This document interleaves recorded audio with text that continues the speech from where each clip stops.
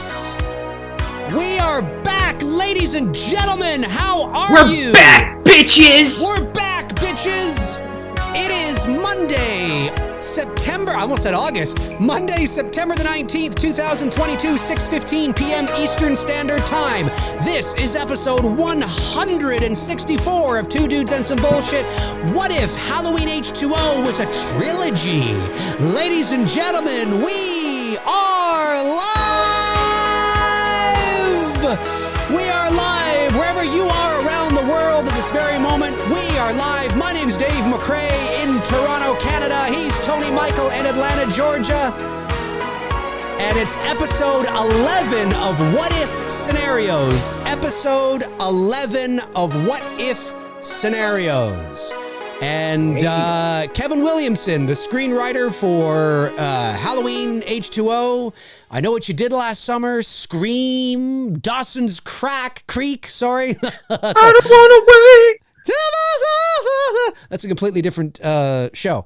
It is known, it's been out there for a little while, that one of the original ideas that Kevin Williamson had and wanted to do was he wanted Halloween H2O, originally titled Halloween, The Revenge of Laurie Strode, if I'm not mistaken. That was one of the kind of the titles that working were titles. Yeah, it was one of the sort of earlier kind of thoughts of it, right? He wanted, which actually I don't mind for some weird reason. He wanted Halloween H2O to be the beginning of a potential trilogy, keeping all the other Halloween movies canon. So 4, 5, and 6.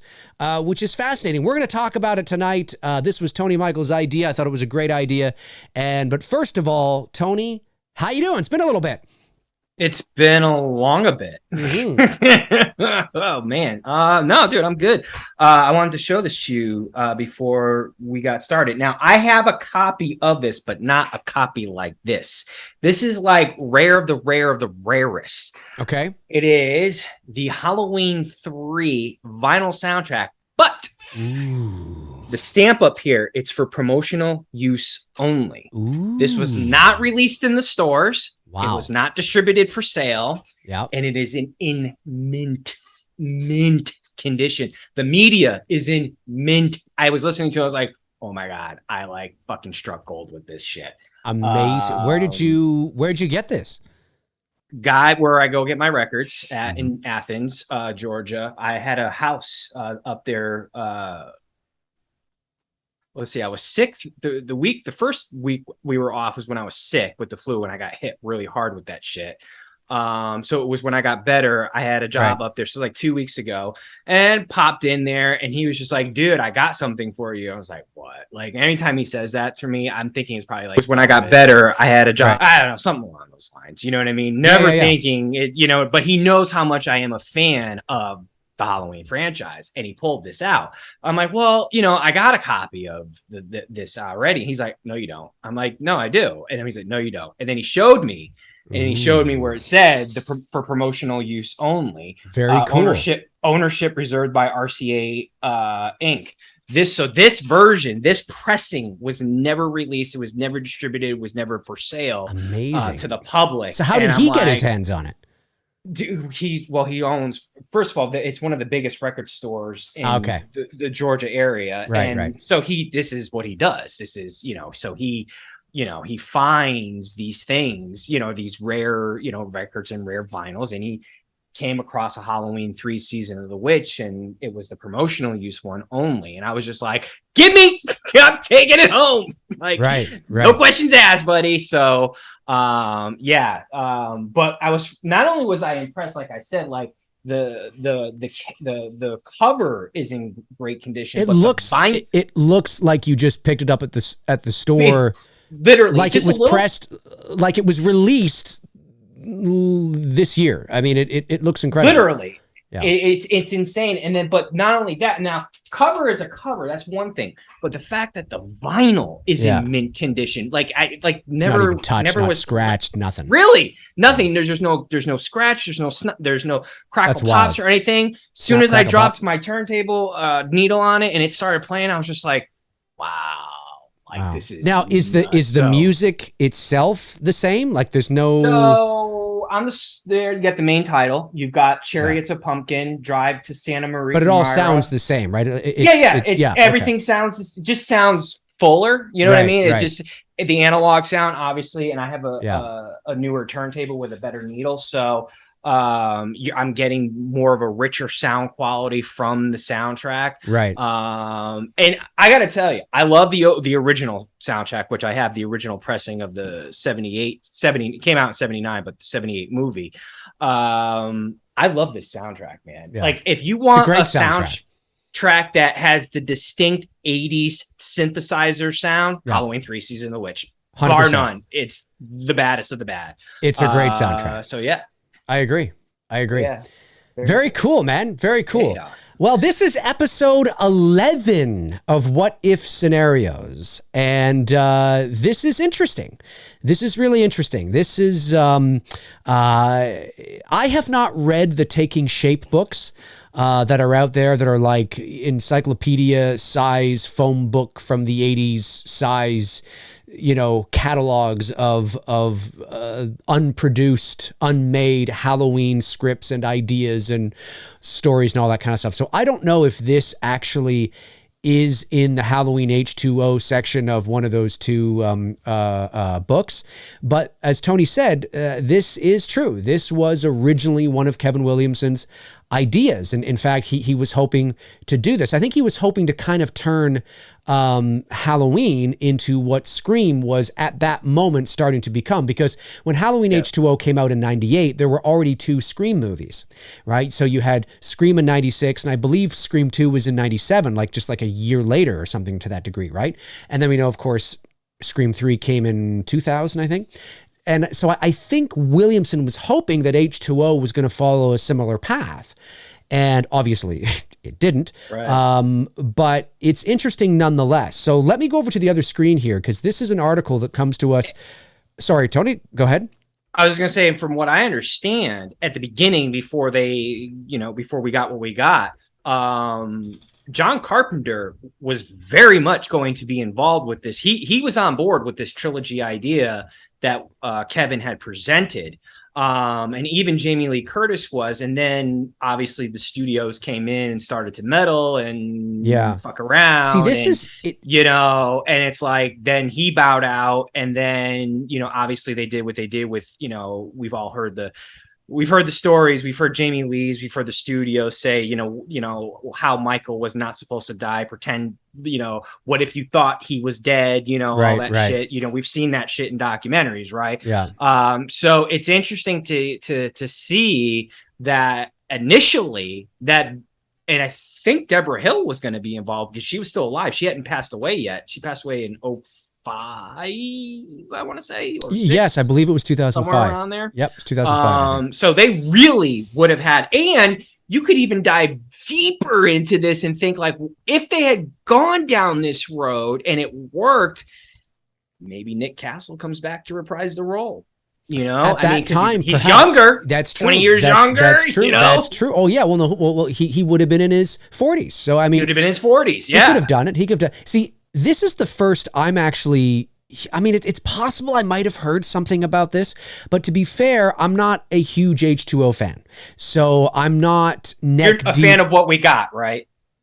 Well, I don't hate what we got. I don't hate it. I don't think Halloween H2O is the worst Halloween movie. It's not the worst by a long shot, but it has a very specific feel and style to it that just, I don't think it's aged very well, and it's just kind of not my cup of tea. But like I've said a trillion times on this channel, I understand people's love for it, and there's a few reasons why I think people have a love for it. Now, these aren't the only reasons, but I think for some, it was the first Halloween movie they ever saw. So there's a nostalgic connection there. For some, it was the first Halloween movie they ever saw in the movie theater. So again, it was that experience of seeing Halloween in the movie theater, and, maybe, and for some, maybe you were 12 or 13 or, whatever the case is. I mean, you and I mean, we were almost 20. So we had already been, shit into on the by a curse. Right. And we were already into the franchise since the mid 80s. I mean, we had been, into this for like 12 or 13 years prior to that. So when Halloween H2O came along, even, at 20 years old, or 19, I should say, we were looking at it already with a very sort of critical eye, like, okay, what's this little thing going to be here? What's going, and, it's fine. It's serviceable. It's a very late 90s horror movie. You have Kevin Williamson as the writer, so it does have that I Know What You Did Last Summer Scream kind of feel, Dawson's Creek vibe. It does have that feel to it. And not just because Michelle is in the movie. No, either. It's not because of that, although certainly that doesn't help. All you need is James Vanderbeek now as Michael Myers. But I think I think that'd be funny.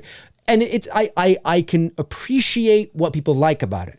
But for me, it's just got a very, I do like Laurie, like I like the idea of Laurie faking her death, coming back, struggling with the trauma. She certainly has an arc.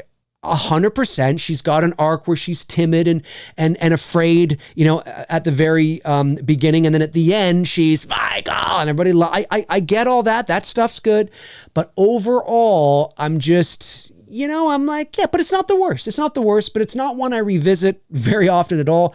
And it's not one that I dive neck deep into, knowing all the ins and outs of the behind the scenes of Halloween H2O. So this is something that I may have heard in passing, but I don't really recall with any clarity. So I find this interesting. So let's jump over to the other screen here and take a look at this. This is a screen... It's a video or an article? No, it's an article. This is a Screen Rant article from December of 2020.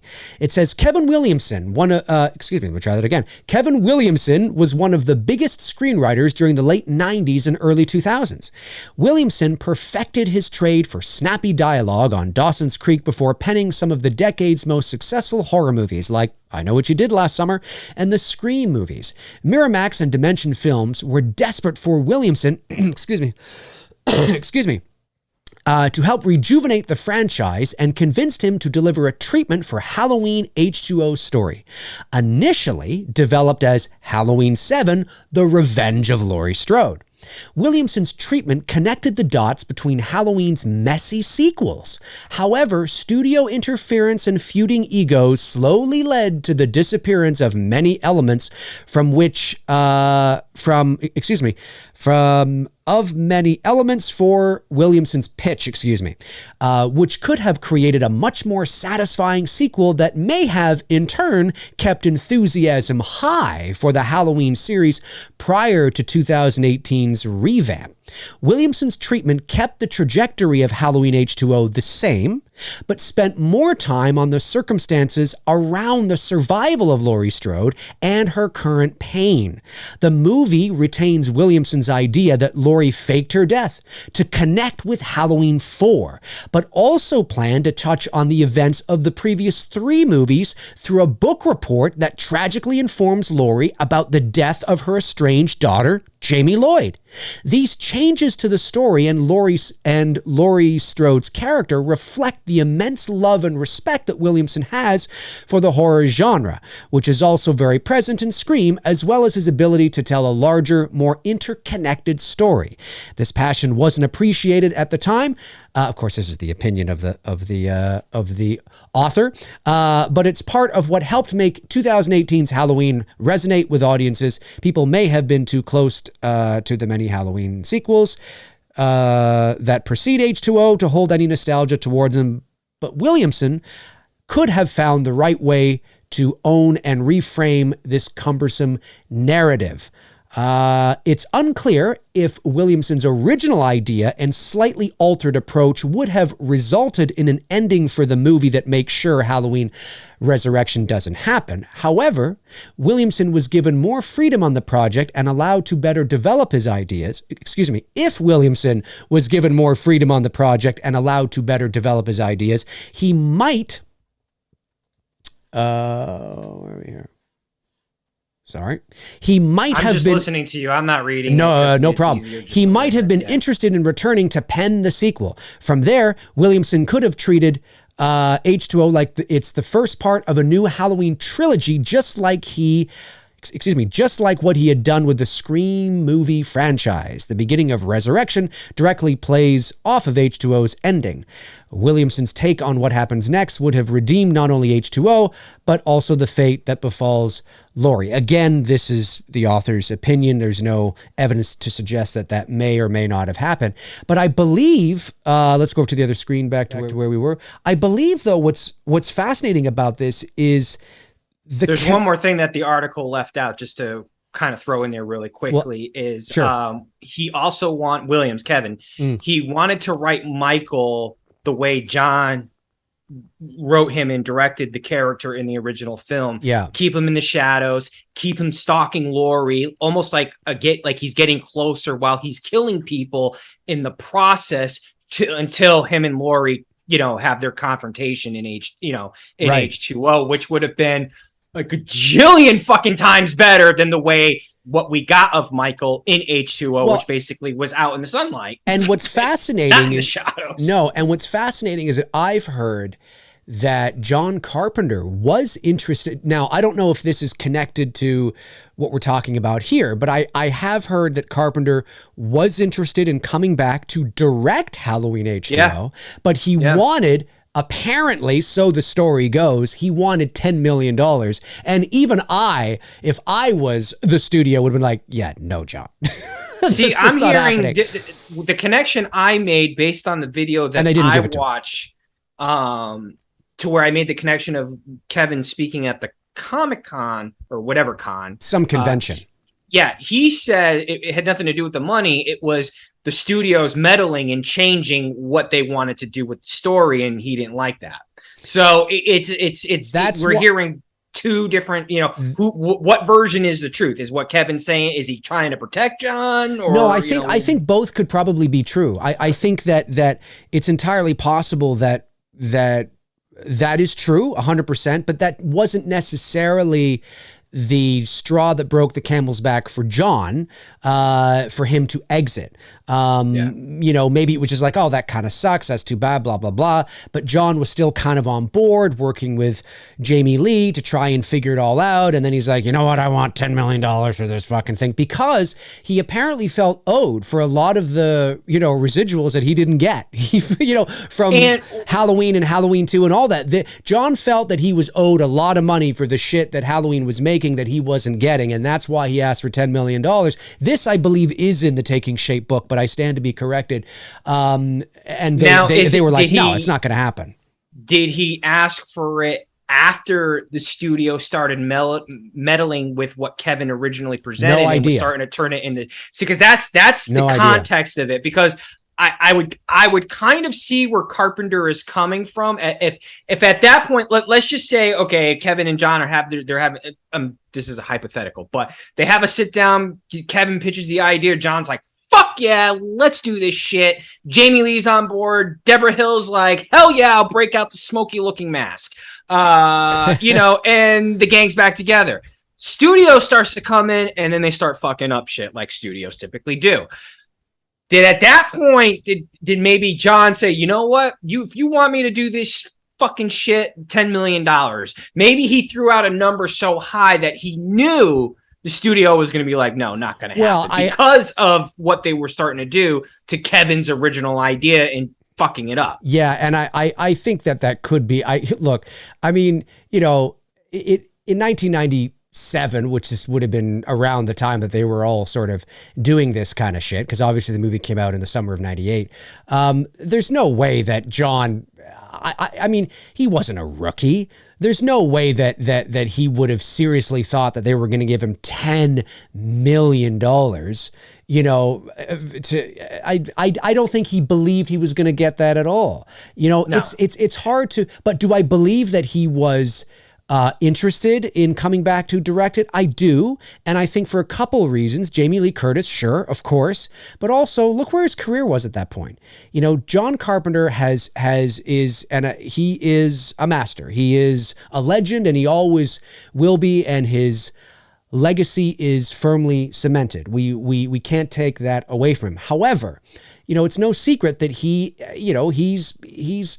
flipped the industry and Hollywood and the studios, the bird, quite a few times because he's not, he's John, you know what I'm saying? So, at that point in 94, he had In the Mouth of Madness, or 95, he had Village of the Damned just before that. When did he do Vampires? Vampires, I think, was 98, I think. Okay. And I think Ghosts of Mars was 2002 or something, or maybe it's the reverse. But anyway, so you look at, where he was at that time. He had the Memoirs of an Invisible Man, tanked, right?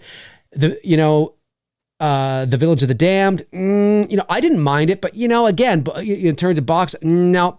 In the Mouth of Madness, no, ain't happening. So I think he saw this as an opportunity. It's a high profile film. It's one that it's Jamie Lee Curtis, it's a higher profile film. It's to get kind of back into that saddle. He also had Escape from LA in 97. So, I mean, right. You know what I'm saying? I mean, he wasn't really coming off a string of hits here. He was coming off a string of this quite could a have few very misses. well have been the hit that he was looking for. It could have been. It could have been. And he was in a position where he felt that he was owed a lot. Now, I don't know if he was actually owed $10 million. I mean, I don't know what his lawyers were saying, or if they had actually crunched the numbers and said, John, between 78 and 98, it has worked out that you are actually out 10. I have no idea. Or if he just threw a number out there, but he wanted a $10 million directing fee. First of all, $10 million directing fee in the mid 90s to John Carpenter ain't gonna happen. Yeah. Ain't gonna happen. I'm telling you, like I have trouble believing that he actually believed that he was going to get it. I have trouble. And that's what I'm saying. My gut feeling is, because again, this is all, we're basing this off of stories that have been told to us over the years. So what's true, what isn't true, I don't know. So if Kevin is saying, one thing and John is saying another thing, my gut instinct tells me that he was on board. Love the idea that Kevin was presenting and the direction they were going. Studio came in. Did we freeze? Sort of, but it says we're reconnecting and we're back. We're back. I think we're back. There might have been a little bit of a glitch. I'm not sure, but we are back. Were we offline a little bit there? Folks in the chat room, did we go offline, or was it not noticeable? It says we're back. It says everything's okay. It might have been so fast that it didn't even cause an issue, but just curious in the chat room if you noticed we went off, or someone's saying yes. It paused for just a few seconds. Okay, so it wasn't like super okay. Okay, good. I just want to make sure that there wasn't like a okay, it was in and out. It was like me on prom night. All right, there you go. Oh, losing the virginity. But what is fascinating about this, that hypothetically, now again, we don't know all the details. We don't know how it would have evolved. We don't know, because even Williamson wasn't allowed to progress with his plan. So we have H2O, and even H2O didn't end up being what Kevin Williamson ultimately wanted H2O to be. No, he didn't. What I find fascinating is Kevin Williamson's admission that, how I handled Michael in my treatment was going back to that, in the shadows, they're there, not there, all that kind of stuff. I really like that. I sometimes wonder if, when you look at something like I Know What You Did Last Summer, and, I don't know, there's something about Halloween H2O that's, it's like horror light. Do you know what I mean? It's like it's almost like Goosebumps horror. Like I hate to say it, and H2O fans are gonna. No, you're right. It's like watching a Disney horror movie. Yeah, it really is. I know that H2O fans are gonna come down on me in that because you love it, and I get it. But what I mean by that is, it's got a whimsy about it. It's got a whimsy. There's a whimsy about H2O. It's almost like it's a little self-aware that it is what it is. Do you know what I mean? Jesus Christ, it stole the Scream soundtrack. Right. So I feel that if we had just sort of, kind of removed that a bit and just played it a little more straight and less whimsy, less sort of, I don't know. I'm trying to think of the right adjectives and words, but there's just something about it that feels a little almost self-aware. Now you could say, well, it's Kevin Williamson. No, but I Know What You Did Last Summer is not. I don't get that feeling with I Know What You Did Last Summer. Or the original Scream. Well, the original Scream is self-aware because it's poking fun at the slasher subgenre. Right, but you know what I'm saying. I know what you're saying. Yeah. And I think H2O, I would have been very curious to see what his original idea, how the feeling would have played out. Maybe it would have played out the same way. Maybe it would have. I don't know. But certainly connecting the dots and having Halloween 4 and 5 and 6 canon is really interesting. So sorry, I know there's probably some people out there that are like, oh, does that mean that 4, 5, and 6 are canon? Jamie Lloyd can come back. No. He was going to honor Jamie Lloyd's death, despite the fact that it was J.C. Bradley or whatever her name was. Despite the fact that it was her, he was going to honor the story. He said, no, I don't. I believe he said at the convention, I don't like not honoring what's come before. So he was really going to try and make it work. As messy as it was, he was going to try and make it work, have the dots connect, and have it make sense. And I think there's certain things he could have done very easily. One, don't even bring up Thorn. Don't mention it. Don't talk about it. Don't even mention it. Like, I just wouldn't even go there.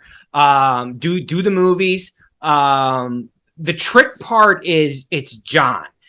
Do you make John, because I did some research before we went live. Do you make John still 17 years old in H2O? Because in Halloween 4, which does take place in 1988, I listened to it. I turned up the volume. I had my headphones on and everything. Rachel says verbatim, what is this? 4 nights in a row? Are you going for a record here? The 7-year-old Insomniac Hall of Fame. I know, 7. That is confirmed that Jamie Lloyd is 7 in the movie. It does, but she looks a lot older than 7. We'll just say that. Having said that, though, here's where I'm going with it. Yeah. Now, in Halloween 5, Loomis says the line, 9-year-old girl. 9-year-old girl. So here's the thing. Let's just say she's born in November. Right, you know what I mean? Her birthday is the first week of November, which means she's 7 in Halloween 4, but she's turning 8 in the first week of November. Say like November 3rd or some shit. Yeah, I got you. So it would make sense for Loomis to say the line because she's a few days away from turning 9. So it is what it is. Right. That's fine. Semantics. Yeah. The problem is that if she's born in, we definitively know John is 17, so he's born in 1981. That you can't that from 81 to 98 is 17. If she's born in November, that means Laurie would have had to have gotten pregnant with John in November of 80. She would have had to have gotten pregnant with John in December of 1980 to have him, because she says the line in H2O. Did my research today. When he opens up birthday card, only 2 months late. Yeah. So that means he's born in August. All right. It's October in H2O. His birthday is in August. Right. So that means she's literally, and I confirmed this with my mom and a couple other women, that it is possible for a woman to give birth and get pregnant a month later, although not highly recommended. Right.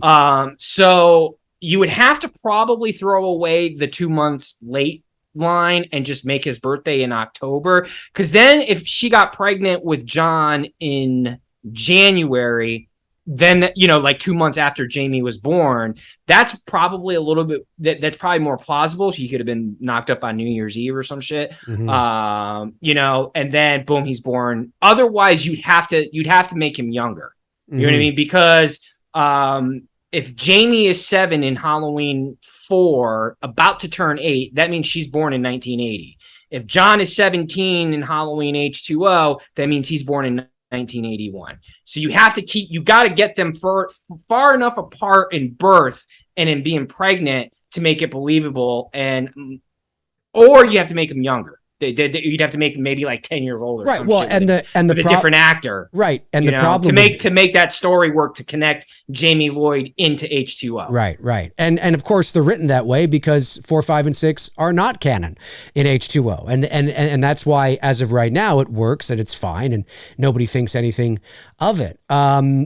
It's and that's something that you'd have to think about. But my question then becomes, do you even follow the same story? I mean, do you even, like, at this point, if you're going to turn it into a trilogy, do you follow the story that she's the headmaster, like the headmaster at a school in California? Or, like, if it's me, if I went back in time and I knew what H2O, it's like, and I had an opportunity to do like a do-over, there's no fucking way I'm doing that. There's no way I'm doing that. I mean, yes, I understand that Laurie has moved away and she's in some sort of witness protection program and she's faked her death and she's been able to, get away with it for 20 years. I get all that, but I just for this, I wouldn't, or maybe we start in California and she goes back, she has to go back sort of to the Midwest, maybe not to Haddonfield, but maybe to that area or something to that degree because of the death of her mother or the death of somebody or whatever. It brings her back to that area at that time of year. And that just brings up that emotional trauma. She's very worried about that. Maybe she has to go with her son back to that area. Shit hits the fan, whatever the case is. But I certainly wouldn't want to set the movie in California. It's just, no. I wouldn't want to do that. And that's where I think taking John's character and maybe making him younger because here's the thing. Also in Halloween 4, Jamie and Rachel are having that conversation on the couch where, we clearly acknowledge it's only been 11 months since the passing of her parents. She obviously would have known about her brother. You know what I mean? It's not like she would not have known. She's old enough to know she has a brother. Mm-hmm. So you've got to figure out a way how, if you're keeping John the same age in H2O at 17, you got to figure out a way why Jamie never brought him up. That's why I think making him younger, maybe like 10 years old, that maybe after Laurie goes off into hiding, she does get pregnant again and have a kid. And this time she doesn't give up on her son, but she does give up, she did give up her parenting rights, whatever, to the Carruthers for Jamie. So I think the smarter approach on the John character, if you're still going to write him in, is you got to make him younger. To make him 17, fans would be asking, it would you would create that conflict in the storytelling of like, why only acknowledge the parents? Why didn't you acknowledge, or why didn't Jamie ever bring up the fact that she had a brother? Because she was old enough to remember she had a brother. Making him younger, and she wouldn't have never known about it. And then one of the things that that he mentioned at this as well too, that he wanted to tackle in, which they pretty much have in these 3 recent films, but a little bit more aggressively on the gun side of things. I've always said the portrayal of Laurie Strode, my favorite, is in H2O. I like the way Jamie Lee Curtis portrays her character and the post-traumatic stress of the events that she dealt with, and the nightmares and the taking the pills and drinking and so on and so forth, versus the Linda Hamilton 2018 version that we're dealing with. He said that he would have tackled more into the fact of her giving up Jamie and knowing that. The book report thing, I heard that was kind of more of a theory. I don't know if that's, totally 100%. I don't think I would have gone down that road.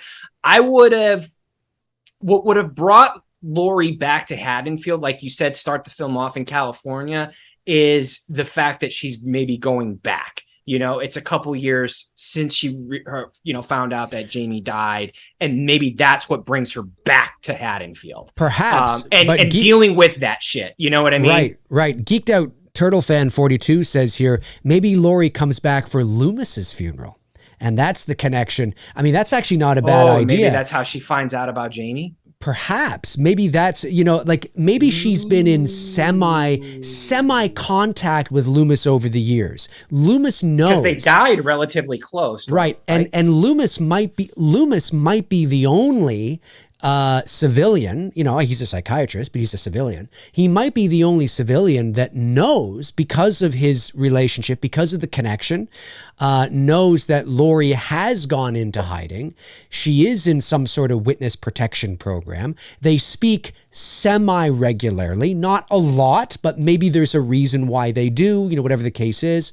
Maybe it's to check up on her daughter. Maybe she knows about her daughter. Maybe Loomis is hiding the fact, maybe Loomis is hiding the fact from Jamie that Laurie was actually alive.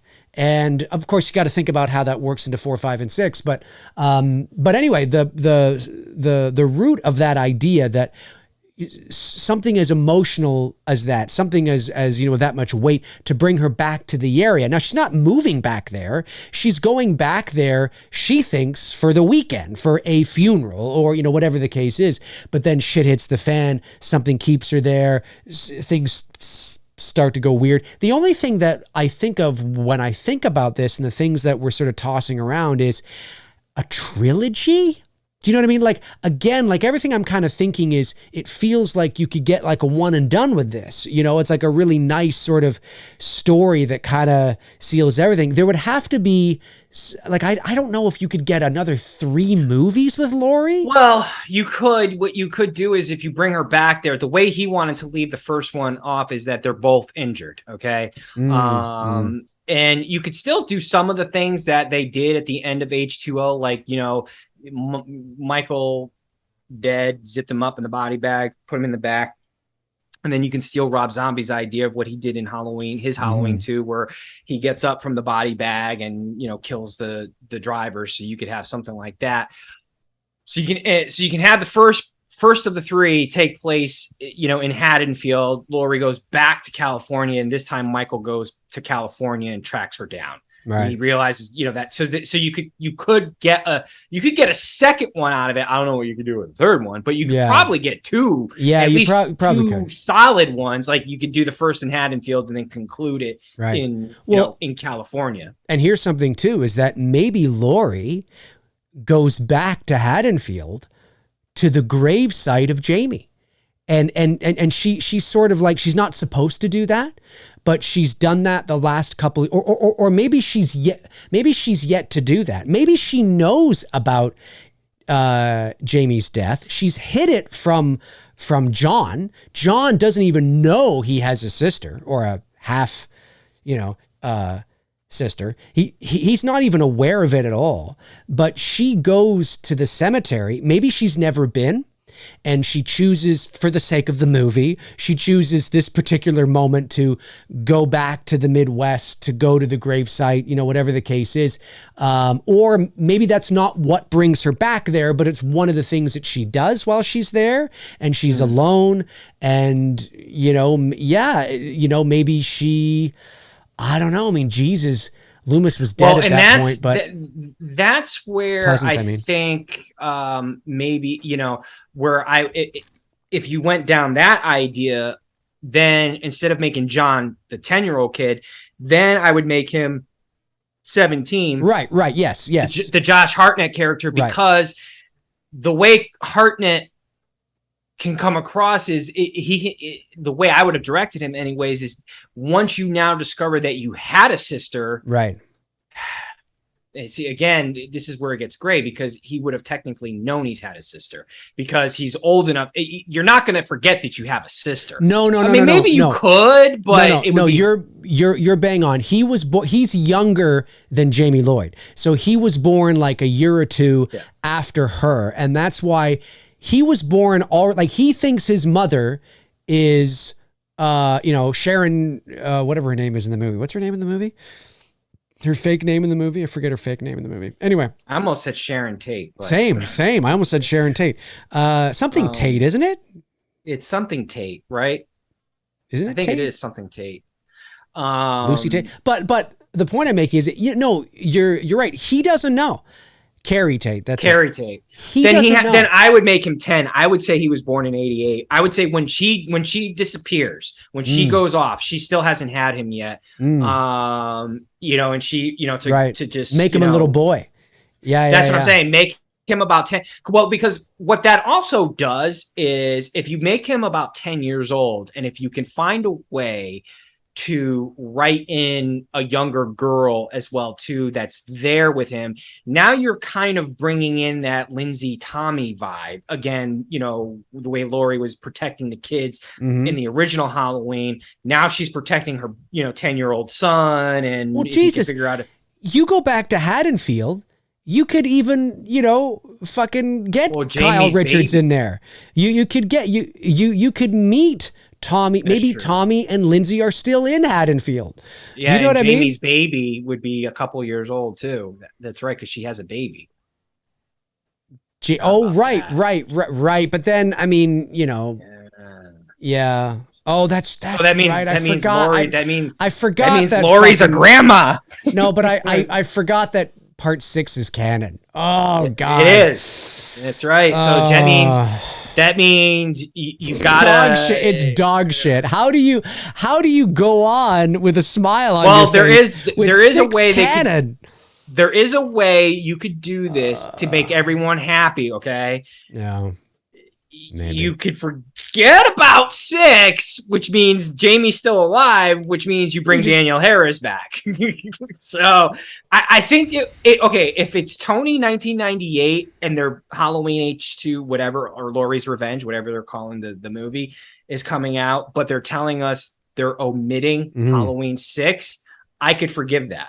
Because it really doesn't fuck up the timeline. Nothing really, you know what I mean? You're forgetting one chapter of a 3-part movie that of the 3 parts, it's just, you know, well, I don't know which is worse, 5 or 6. It just depends on the day of the week. But if you're keeping 4 and 5 intact and you're just saying screw 6, you've now opened up the door. You could bring Jamie back, and you know. Oh, you could. That in itself would be like, oh shit, you know what I mean? Like, 100%. She's coming back for Loomis's funeral, and at Loomis's funeral, Jamie's there, and Laurie sees Jamie, and like, what the fuck? You know what I mean? No, like, for sure. For sure. I think it's you know, for Loomis's funeral or for.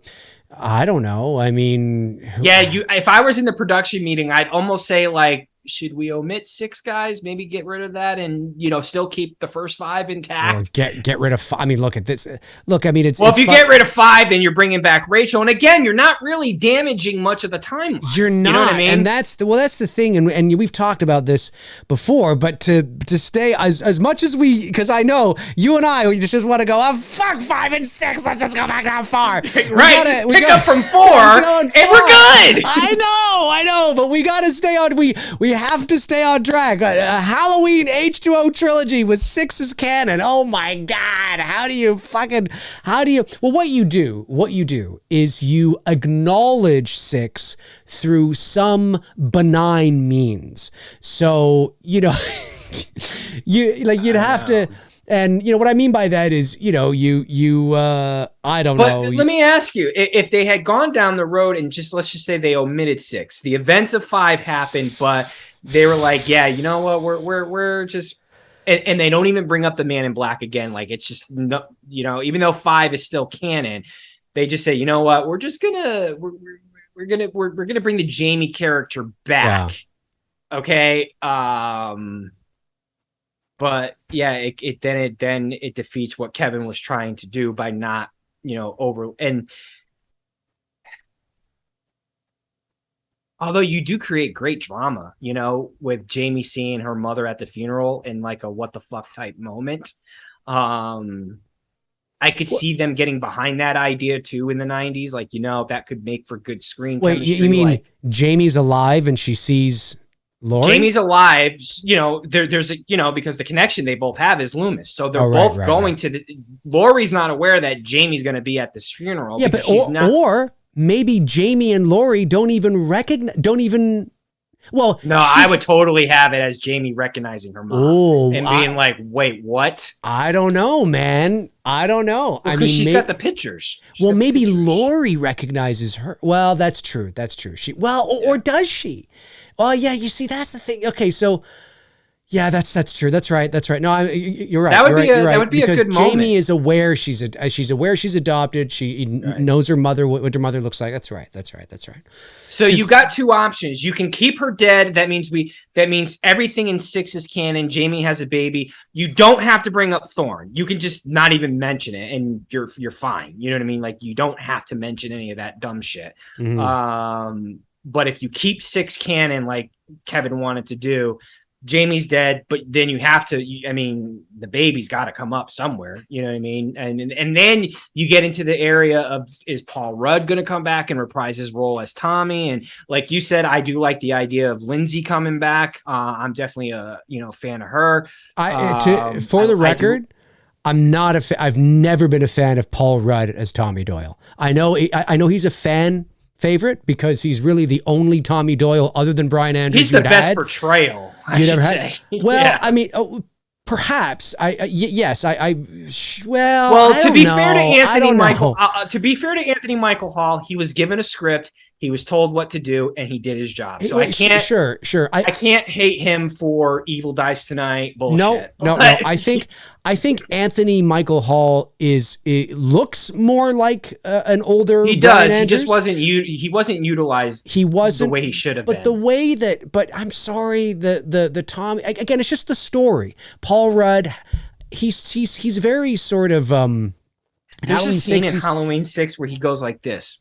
I don't know why he kisses his necklace, but he does. Do you remember that scene? Was it a cross? Was it a cross or something? Something like he's just like. I just find him creepy. I find him legit, and I know that's what was the point. But he's all like, this is the cause of Thorn, and this is the way it's just he's emo and creepy. But I don't like Paul Rudd as Tom. Sorry, Halloween fans. I don't. I think you can get. I love Paul Rudd. But I don't like his portrayal of Tommy Doyle. He was preparing for Ant-Man at that time. Yes, he was. That, and he had just finished That was Clueless. his Ant-Man. Yeah, exactly. Yeah. Oh, yeah, that's right. He did finish Clueless. But no, I hear what you're saying. Because I actually just rewatched the HBO Max's version of Halloween Kills over the weekend, and there was an extended scene, by the way, which I was like, wow, why did they cut this? Because this was fucking great. Where Lonnie's walking down the street and he sees Michael standing out in front of the bush, and then Michael dips behind the bush. It's so like interesting. Why did you fucking cut this?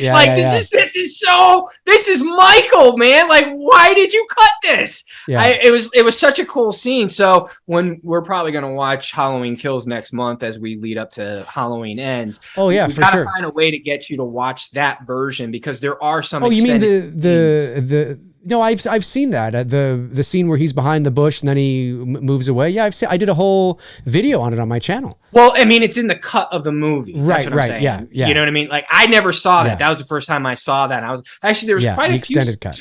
There's a few new scenes that I had never seen before, and they did end it with Laurie calling and then Michael breathing, which I actually thought was a better ending. There was just some cuts to it. I still hate the hospital shit, but what I was getting at with Anthony Michael Hall, and with the reason why I like Paul Rudd had more, you know what I mean? More screen time. There was a there was a better payoff with that version of Tommy. Whereas Anthony Michael Hall's character, there wasn't a great payoff. By the time, you got this buildup of Tommy tracking Michael down only to, get him pinned with the group of people that really should have killed Michael. Yeah. I mean, the only thing fucked up there. My reservation with Paul Rudd is that I wouldn't want him to play it the same way. And that's the thing, is that when I think of Tommy Doyle, Paul Rudd, Halloween 6, I think of this weird, like, fucking simp. Gothic dude. Well, not simp, goth, but simp. Emo. Emo. Weird guy. If social media existed at that time, he'd be fucking No online. offense to you emo girls out there. I love No. But we're trying to paint a picture. He'd be one of those guys that, can't get a date, and he's, I'm just saying that he comes across that kind of a person in that movie. I love Paul Rudd as an actor. He's fucking amazing. But play him like you play other characters. play him like you played the guy in Ghostbusters. Play him like you just play him straight, play him normal. You know, that's what I want to see. I don't want to see this weird, hello, how are you? My name's Tommy Doyle. He's just got this, it doesn't say, I'm just saying, he doesn't say that, but he's got this weird, and I get it that was the character, right? He had suffered some trauma. It's the way he was. He was this weird, you know, outcast now that nobody liked, that stared at women from his window. I get all that, but it's just not, you know, I much prefer, like, when I see, although I don't like what they did with Anthony Michael Hall, and The Evil Dies Tonight is, you know, one too many, probably five too many. But I like that Anthony Michael Hall was playing it straight. He's playing it real. He's not simple. Yeah, he's kept it simple. He's normal. He's just, you know, he's playing it normally. And that's what I would want. You know, I wouldn't want Paul Rudd to walk up to Laurie at the funeral and go, hello, Laurie. You know, it's like, I don't want any of that shit. I don't want that. I don't want that. You know, and I think that's my problem with, I love Paul Rudd. And again, it's not Paul Rudd's fault either, because he was given the script. That's what they told him to do, and he did it. This is the character. You know? This is the it's the character I don't like. It's the character of Tommy. Yeah, it's a betrayal. So I would want to dial it back or pretend it never happened and just use the excuse of, well, it's been 3 years. He's just gotten over his trauma and he's completely normal now. You know, like, yeah. Well, I don't mind the character of Tommy dying. I just would have preferred it maybe in ends. You know what I mean? Like, if you're, you know, give me a little bit, you know, like, you're bringing this legacy character back. You barely gave him any screen time. He had some decent moments. It was great to see him and Lindsay there, you know, when he, you know, in the bar. And then, you know, when he goes to rescue her with, Allison and, the kid, Cameron, and, I forget the other one who was there with him. Was it Lonnie? Cameron's dad? Lonnie? When they went where? To save Lindsay when she was when she was hiding. Yeah, so it was Lonnie. Lonnie. Yeah, it was Lonnie, right? No, I think it was Allison, Cameron, Tommy, and there was one other dude. Wasn't it Lonnie? I thought it was the couple, the doctor and nurse. No, they were dead. They were dead on the little. Oh, when they went to. Yeah. Wasn't it? Lonnie? I fucking can't remember. I don't know. Anyways, let people know. People in the chat that scene. We've watched it 80 times. Yeah, it was Lonnie. Thanks, guys. That scene was a great scene between him and Lindsay. You know, some of the scenes between him and Laurie kind of felt cheesy. Like, you protected me 40 years ago, I'm going to protect you tonight. That was stupid. Well, yeah, because and then obviously the Evil Dies Tonight stuff. I was just like, I swear, I wish they could have invited me and you into the group discussion production meeting, because I would have sat there and been like, really? There's nothing wrong with Evil Dies Tonight, right? There's nothing wrong. Saying the line is fine, but that's actually a great line, and it's so good that it should only have been said once, because what you need is it to matter and count. It probably should have been either Laurie said it or Tommy. Like a close up, you know what I mean? Like coming into him, you know what I mean? And he just looks at her and he's just like, Evil Dies Tonight. And that's it. 100%. Or turns to the crowd, instead of yelling it, the crowd is quiet and just says, Evil Dies Tonight. And then walks out. Perfect. And it's like, perfect. Whoa. That's it. It means something. The more you say it, it's like saying you're going to need a bigger boat 5 times, right? So Scheider backs up and he's like, you're going to need a bigger boat. Great line, right? You're like, oh, that's awesome. He gets up, Hooper, we're going to need a bigger boat. Yeah, but imagine him saying that 5 more times. You know, we're going to need a bigger boat. It's like, it loses its oomph. It loses its impact. Do you know what I mean? So I think it's very important that we don't, like, it's such a great line. I guess I don't know why. Did somebody in the writer's room go, I want to use that 7 times? Like, no. 7? No, I don't know how many times it was. How many times was it? Marion says it. Brackett says it. Tommy says it. The protesters say it repeatedly for like 5 minutes straight. But you had to have known it. That's what I would have said to them. Like, you're turning the movie into a joke, and you don't want to do that with a Halloween movie. And it's just like we can't think of anything better. You know what I mean? That's right. Like, this is the best we can come up with, that we're going to repeat this phrase over and over, rather than, like you said, making the phrase, which is good, make it count and be done with it. Move on. You know what I mean? I don't mind that there was a protest and all that shit going on in the hospital, but I would have had it more of a lynch mob going after Frankenstein rather than having them say anything. You know what I mean? Yeah. It just was so overkill. And like, but in regards to what the main topic is tonight, I don't know how we got on Halloween Kills, but whatever. The H2O trilogy, like I can see us even coming up with an alternate Halloween H2O that spans into a second one. To get into a third one would be tricky with Laurie. I wonder if Kevin Williamson 2 would be. I think would be. You're getting 2, but 3 might stretch it. Yeah, I wonder if Kevin Williamson's idea, and maybe it is out there, I'm not sure. I wonder if his idea was to have Jamie Lee Curtis in each film. Or if he was planning on I'm understanding, they all were on board. But I wonder, like, was he planning on doing all 3 with her? Like with Laurie, or was he going to pass the torch or something? Or John, maybe? But John would have been too young. If we were going the younger approach, he would have only been 10. So yeah. Well, if you're keeping 6 intact, okay, if we're keeping it, you do. Technically, you've got enough wiggle room to work with characters to make 3 films, maybe 2 with Laurie, and you've got Tommy. If you, like you said, you bring the Lindsay Wallace character in, you've got Kara Strode, who I guess would be Laurie's cousin, right? Who's from Halloween 6. So you've got some. Yeah, man, you've got some room to play with there that you could, with all these characters.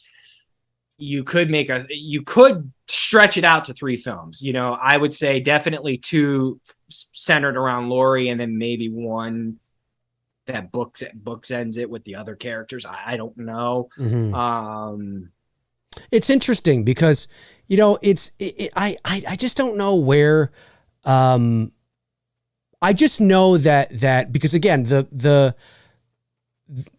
H2O screenplay was written by, not written by Williamson, but he was part of the story. So I would like to know he's given story credit. So that means that at least part of the story that you see, the sequence of events, the story beats, the plot points are at very most, at least some of them, maybe half of them, coming from Williamson. I would like to know what that is specifically, and whether he would have followed through on still having it set in California and doing all this kind of stuff. Because for me, I wouldn't have done that. I like your idea of getting Laurie back to Haddonfield. Get her back to the Midwest. If you want to go to the second one and get her out to California where Michael tracks her down, that's fine. Right. Yeah. Get her back to the Midwest. Get her, like, start maybe there to show that that's where she's moved on.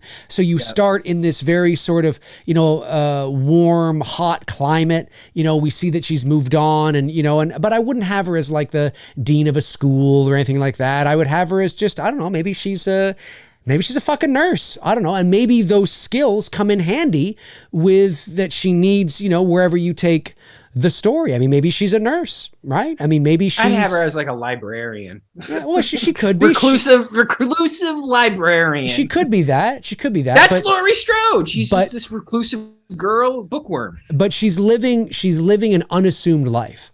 And what she does then is collecting rare books for people. Maybe, but something draws her back reluctantly, because I think this is a woman. Right. Well, I'm just saying, you could have a few ideas on the board, but I'm just saying that something brings her back to the Midwest. She hasn't been back. I think Laurie hasn't been back to that area in 20 years or 18 years or whatever. She faked her. she Oh, faked her death. since you faked her death. Right. 10. That's right. I keep forgetting. Or 11, because I keep forgetting that 4, 5, and 6 are canon.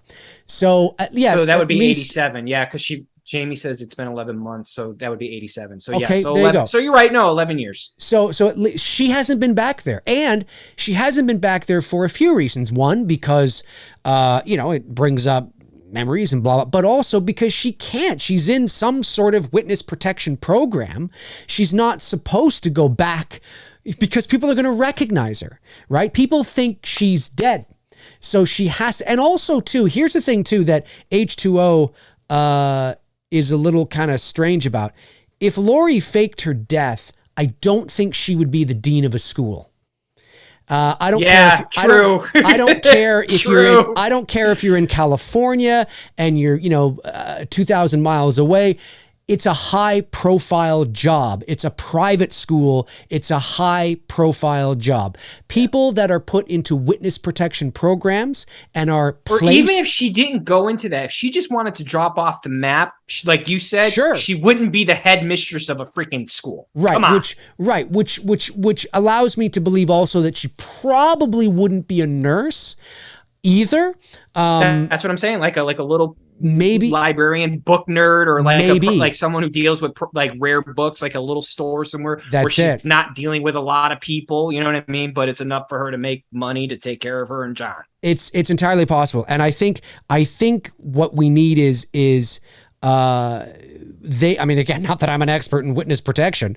My real name is Bob Schluckman. No. So, but she would be placed in a job, whatever job that is unassuming. And she probably, I think what you're saying, it doesn't even fit the character narrative. The whole point of her faking her death and keeping 4, 5, and 6 intact is that she was so distraught in 1987 that she couldn't even take care of her daughter. Correct. How would she be in the mindset to be the head mistress of a school with all these kids? And get this, you don't become the head mistress of a school. You're not placed in that job. You work your way up towards it, right? So clearly, Carrie Tate or Karen or whatever her name is has a fucking degree in education of some sort, a PhD, a doctorate, something. She's the head. Now, again, I'm not an expert on this, but she doesn't have a fucking diploma in, I don't know, auto mechanics. Not that there's anything wrong, but I'm just saying, right? She's got some sort of elevated degree to be the head mistress of a fucking private school in the middle of California. That is not unassuming at all. She would have gone to college.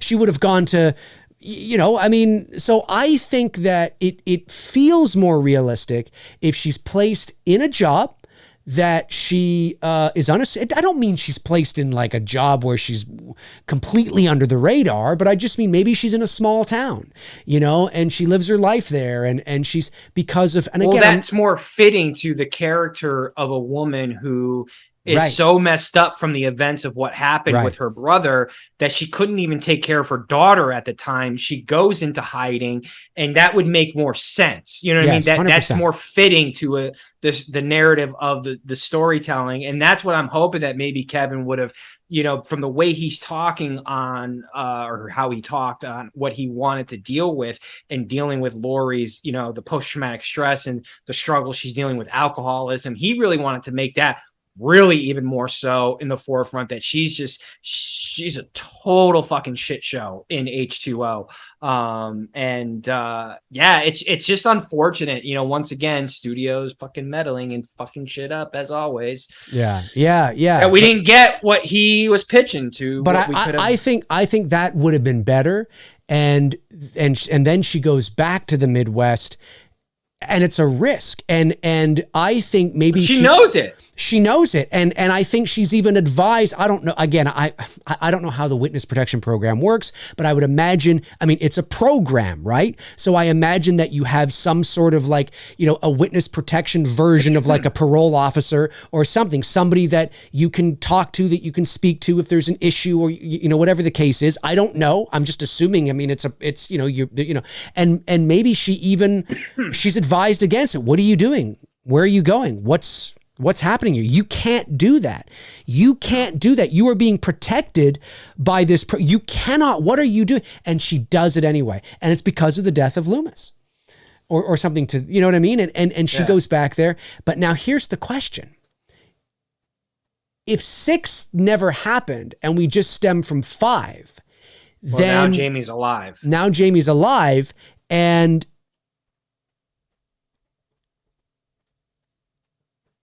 it's interesting. Jamie's alive, but you eliminate her having a baby. You eliminate the Paul Rudd character, what's her name? The cousin Strode, Kara Strode, who was living in the Strode house or Myers house, sorry, in Halloween 6. So basically you eliminate everything that happened in Halloween, which again, I'm fine with, because you don't really retcon the storyline all that much. Everything pretty much still stays intact. You just are removing one movie, you know what I mean, out of the picture. Everything else stays intact. My only hope is that they would make Michael more believable.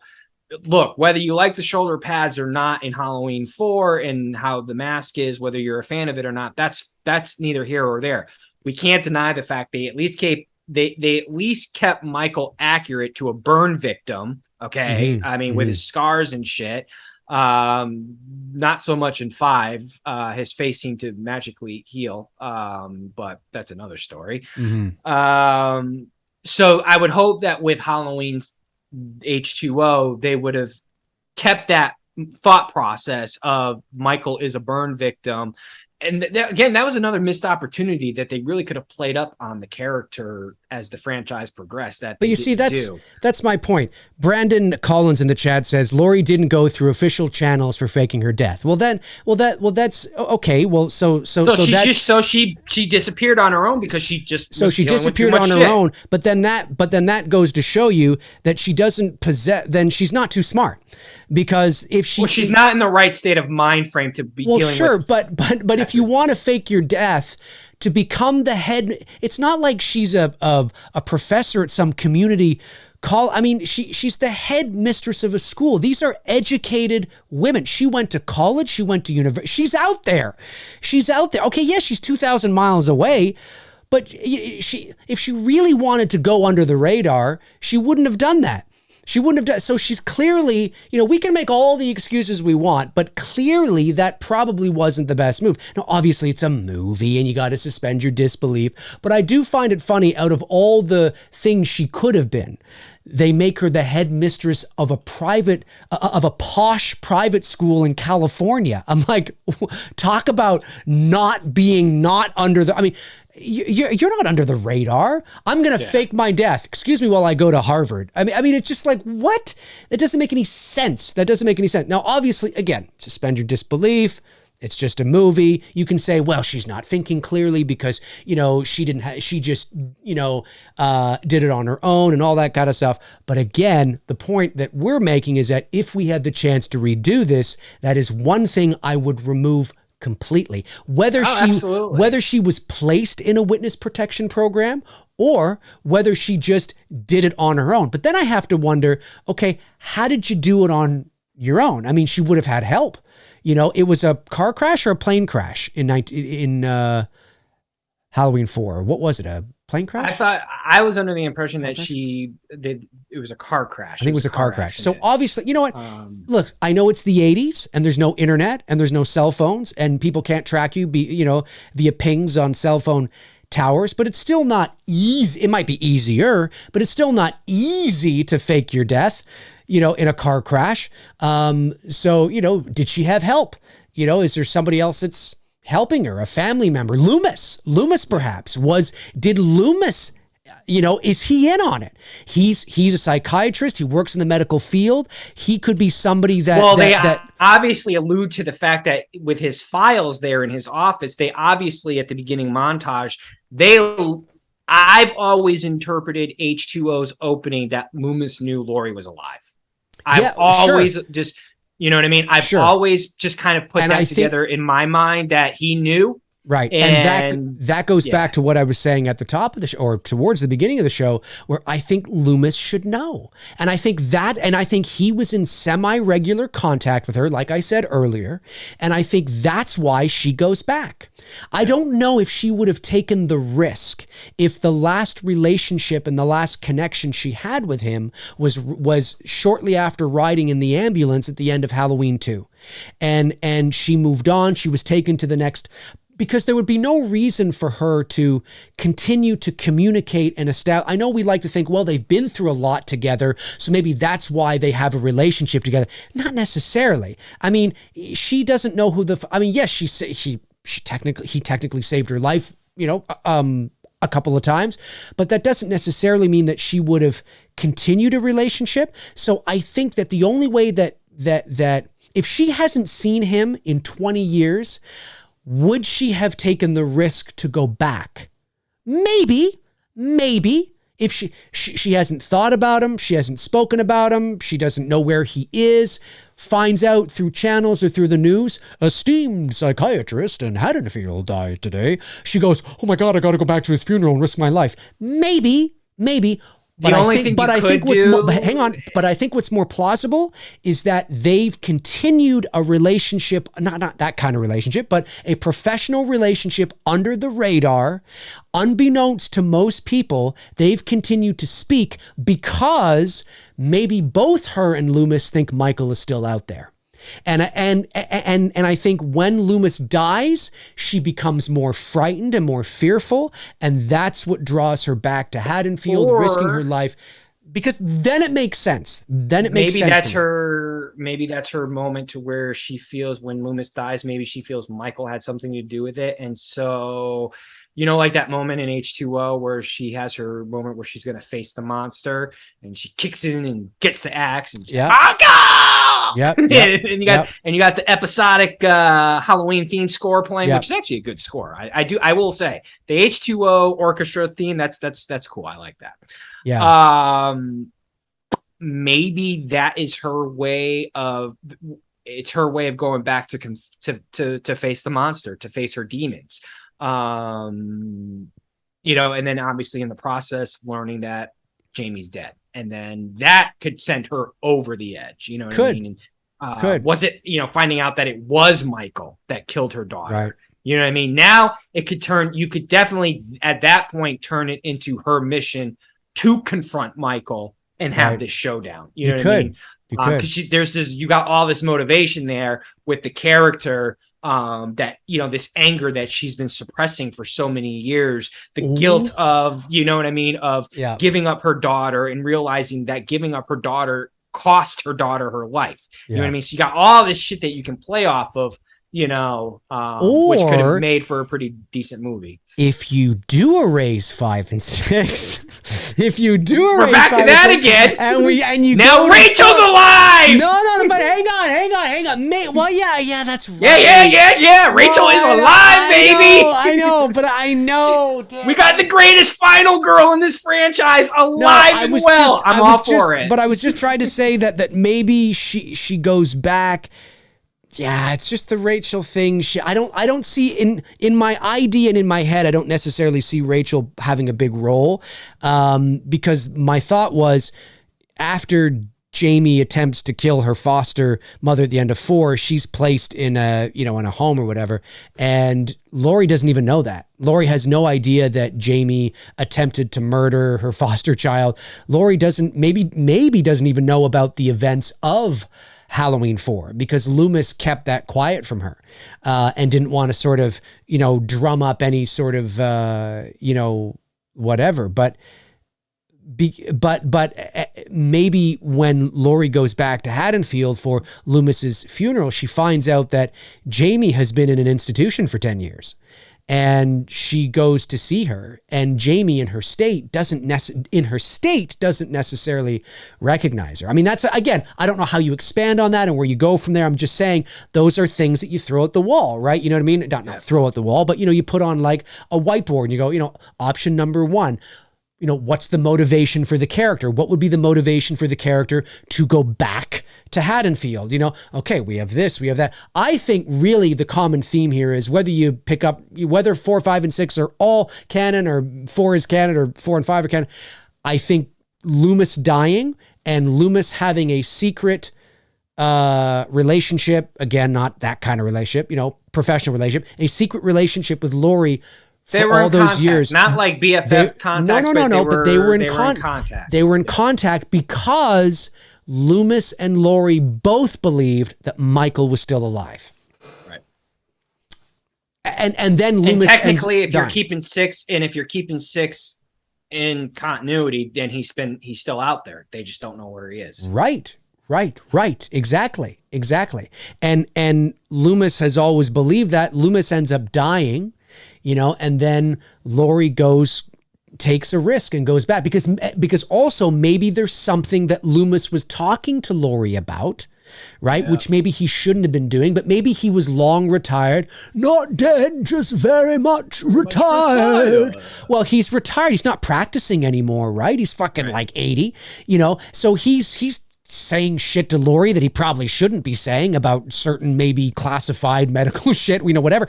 And there's something in there that she knows that since he's died, she's like, I got to go back there and see if I can get my hands on that. She wants the evidence. She wants the information. She wants something that is going to, and she takes that risk. And maybe she shows up in a little bit of cognito, right? Maybe she shows up in a wig. I don't mean a fucking, funny, eyes and a nose, the mustache. No, but she shows up in a wig, or wig, sunglasses, and a hat, something that, whatever. And she knows the area that she's going back to. She knows the vicinity. Maybe it's not quite in Haddonfield, but it's close. And maybe something draws her back there. She's got to go back there. Maybe that's when she does visit the graves of Bob and Linda and, Annie, whatever. I don't, it's something draws her in, right? It's like the same kind of thing that I said, even though it happened while Sydney was already there, before Scream 2022 came out, we had been, theorizing that maybe it is the death of a main character that brings Sydney back, right? Which would make sense, right? And so I think that fits. That fits. Now, where you go from there and who she meets and how that sort of all comes to be, and Michael comes back and all that kind of stuff, and is Jamie and Laurie and all this. Who knows? But the motivation that brings her back, and it gets you back into the Midwest in October. And it's properly motivated. I don't think it feels contrived. I think it feels justified because throughout the course of the film, we find out, oh my God, her and Loomis were still in contact. No fucking way.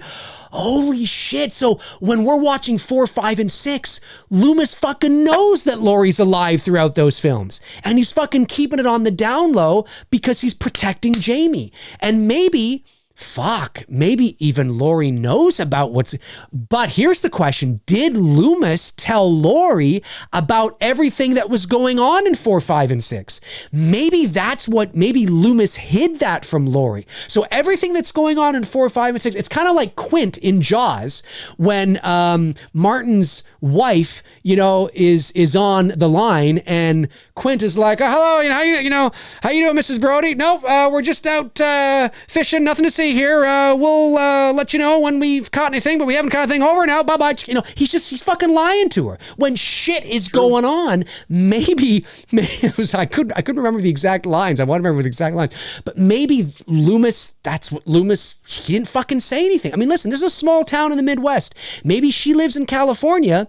She's not going to fucking know what's going on in a small town in the Midwest. I know you think, well, now to be fair, that might be major news, but maybe she doesn't watch the TV. Maybe she doesn't again, she's not the headmistress of a school. She's fucking librarian. She doesn't have a television, maybe. I don't know. We can justify it, but maybe all that shit that was going on, Loomis kept that from her, and Loomis kept from her that her daughter died. I mean, maybe she kept that, and she discovers that through the death of Loomis. There's all these revelations that she ends up figuring out. So everything feels properly motivated. You know what I mean? It's just where you go from there, who knows? What do you think of that? I think we've been spitballing some great ideas. It's just unfortunate that none of this could have come to surpass because the studios felt like meddling and fucking everything up like always they do with these movies. And we ended up getting what we got, which was a first retcon timeline that that created. I don't know if anyone has ever thought of this, but there is. I like the way you said that. I don't know if anyone's ever thought of this. Well, I'm just saying it's now, because in rewatching Halloween Kills, I was like, hey, wait a second. Good old Marianne Chambers. Mm-hmm. Good old Marianne Chambers, the only character in this franchise to be killed twice, played by the same actress. Yes. Yep. And her death in H2O, as much as I'm not a big fan of the movie, was way better than her death in Halloween Kills. Yes. Everybody's death in Halloween Kills. I mean, all the legacy characters.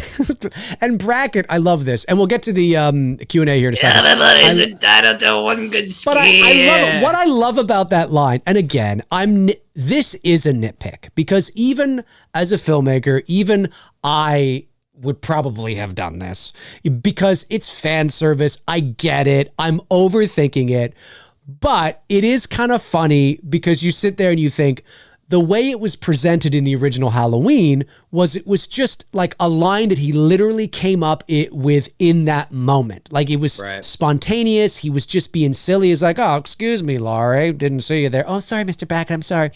It's Halloween. Everyone's entitled to one good scare, huh?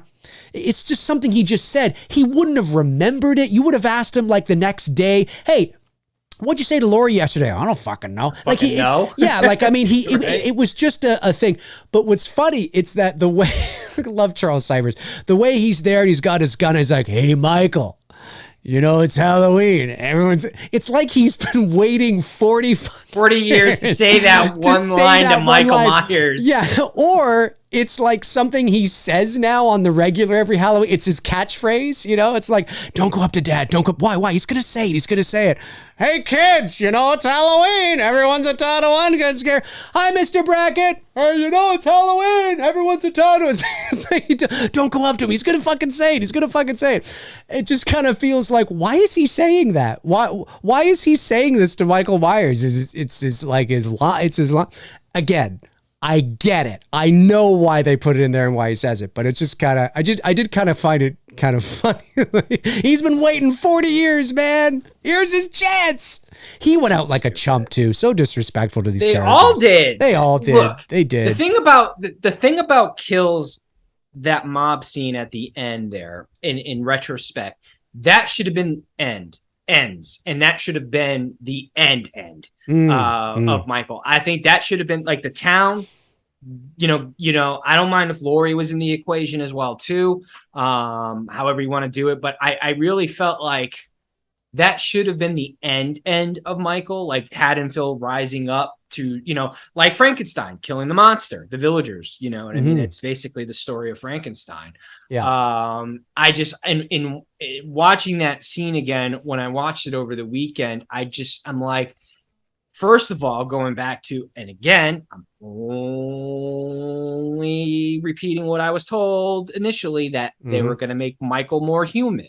Well, if he's more human, he's being shot at point blank range. He's getting the piss beat out of him, beaten with a 2x4, beaten with a baseball bat. And the dude gets up and just basically takes everyone out like it was, and I'm just like, so Michael's definitely superhuman and supernatural. You know what I mean? So that's where I look at that scene and I'm just like, I get what they were trying to do.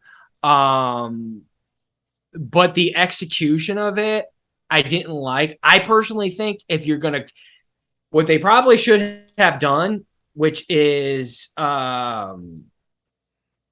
they should have just basically went at it with each other and Michael should have just taken him out rather than Michael being basically beaten to a pulp and then getting back up and killing everyone. I would have just had Michael killing everyone right from the get-go. Yeah. You know what I mean? It just because you basically told you went 180 on everything you said you were making this character in that moment, because now he's superhuman. I mean, Yeah, I you. do. Don't tell me this is a man, because it's not a man. I do agree that it feels weird. There's a strange dichotomy, you know, when you say you're going back to the, and again, and I know I've said this before and people probably roll their eyes when I do, but when you look at the original Michael Myers, there are people that say, no, he's fully supernatural. He was shot 6 times. He fell off a balcony. He was stabbed in the neck with a knitting needle. He was stabbed in the gut, you know, with a knife. He was, you know, whatever. I get all that. I do. Okay. That doesn't literally make somebody literally supernatural, like Jason Voorhees, Freddy Krueger. Well, no. Okay? I mean, Loomis could have only hit him like once or twice. Maybe, right. I mean, but even still, there's supposed to be, I know this sounds like such a cliche, but I still get people fighting me on this. And I say this with respect. I don't quite understand what they're not understanding. And I know that sounds very pretentious or condescending, and I don't mean it to sound like that, because it just feels very clear to me that when Carpenter uses the words, he's human, and he has said this, he says he's human, he's a human being with this slight supernatural edge, or there's this supernatural element to him. What he's referring to is that there's something, it's not fully realized, it's not fully obvious. Do you know what I mean? It's not fully explained. There's something there, and that's why, you know, when he's there amongst the laundry sheets and she's, you know, there in the window and she's staring down at, she doesn't even turn her head and look back. She's looking, and he's suddenly gone. Was he there to begin with? Was he not? How is he there, not there, behind Annie, you know, in the doorway when she's talking to Paul? She walks this way, then walks the other way, and he's gone. All that kind of stuff. There's these weird sort of things. Being stabbed in the neck with a knitting needle is not necessarily fatal. Being stabbed in the abdomen with a knife is not necessarily fatal. Stabbed in the eye with a hanger. Right. With the eye, it's not necessarily fatal. Okay, the only thing that has a high probability of possibly being fatal is the stab in the gut, depending if you've punctured, you know, some vital organ, or being shot. People have survived. But people have survived those things. Right. However, here's the thing: is that because the Halloween series is a mishmash of timelines. People will often think about how Myers is in other timelines and try to connect dots. That's why when you watch the original film, it makes sense from that soul kind of vacuum, because there was never going to be another one. He was just gone into the night. He might have died around the corner in the fetal position. Who the fuck knows? But he was gone. I mean, that was, you know, it was supposed to be this mystery. And again, that's why Carpenter killed him at the end of 2, because he was human. Like he could not go on and on and on and on and on, because he is being shot.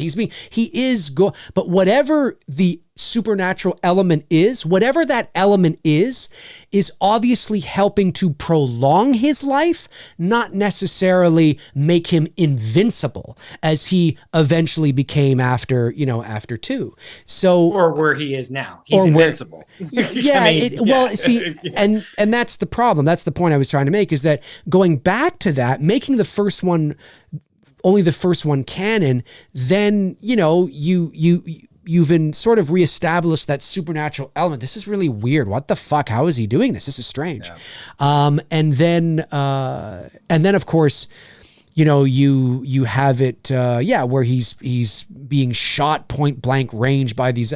I think I don't know if they've, in my estimation, and I know there are people that don't feel the same way.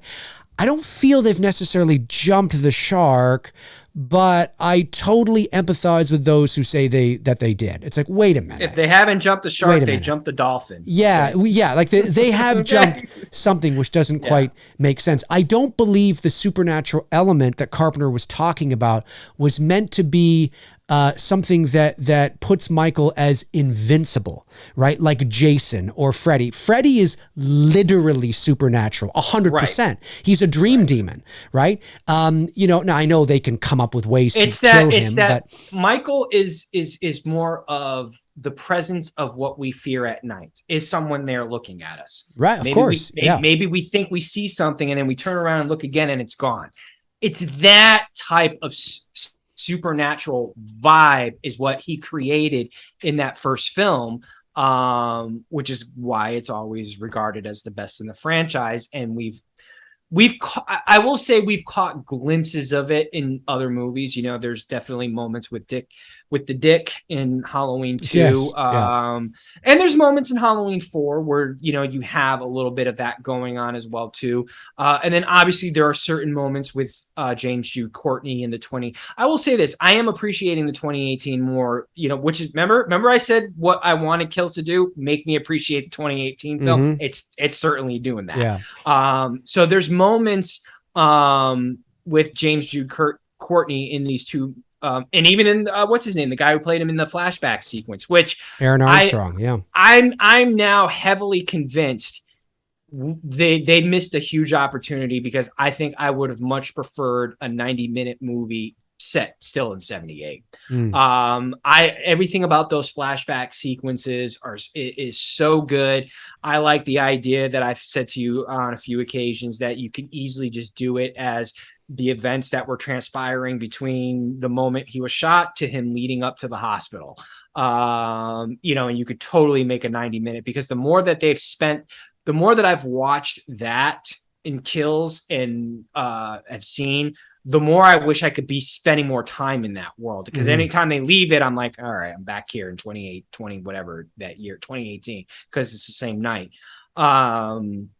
Yeah, I feel that there was definitely a huge missed opportunity that they probably could have done an entire movie still set in 78 that night. Oh, they probably I got a video on my channel where I talk about that too, an alternate sort of reality or an alternate Halloween 2.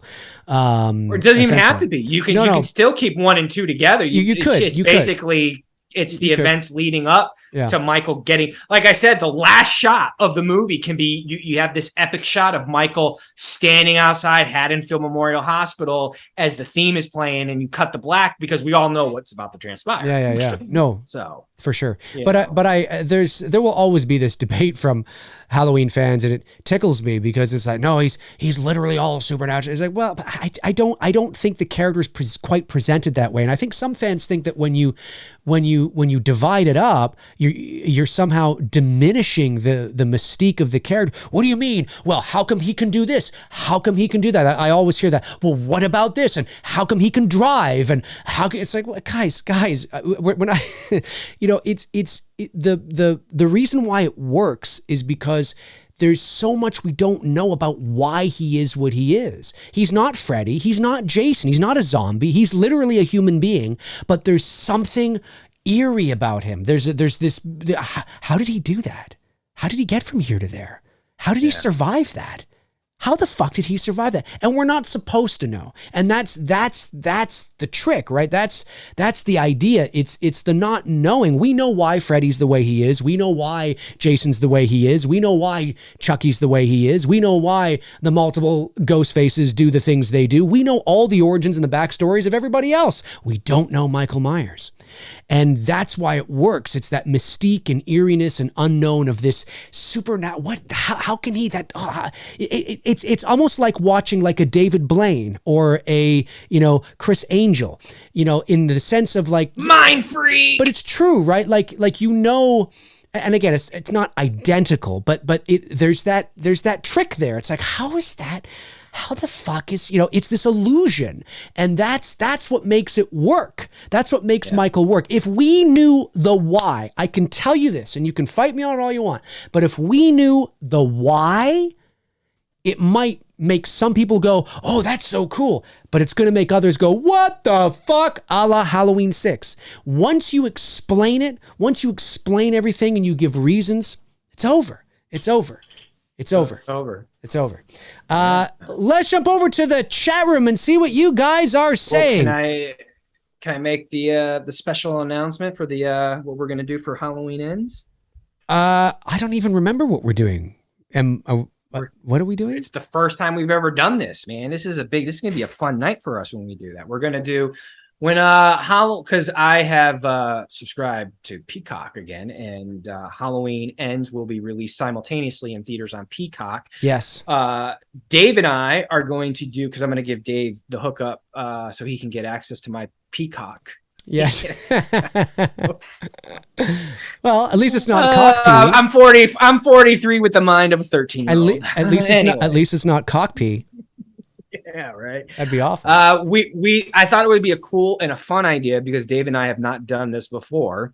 We're the night it's released, that I think we're going to try to do this that Friday night when it comes out, because I'll get access to it on Thursday or at midnight that night, I believe, because it'll be playing simultaneously in the theaters. Dave and I are going to do a midnight showing, or watching, I should say. We can't show it obviously because we'll get in trouble, but we're going to do a midnight watching of Halloween Ends. So I thought that'd be kind of fun to do, because I used to do, when I was a kid, or younger I should say, I used to go to midnight showings all the fucking time. Those were fun to go to. It was fun. Yeah, it was fun. So I thought that would be it's the last one, say that loosely. Yeah.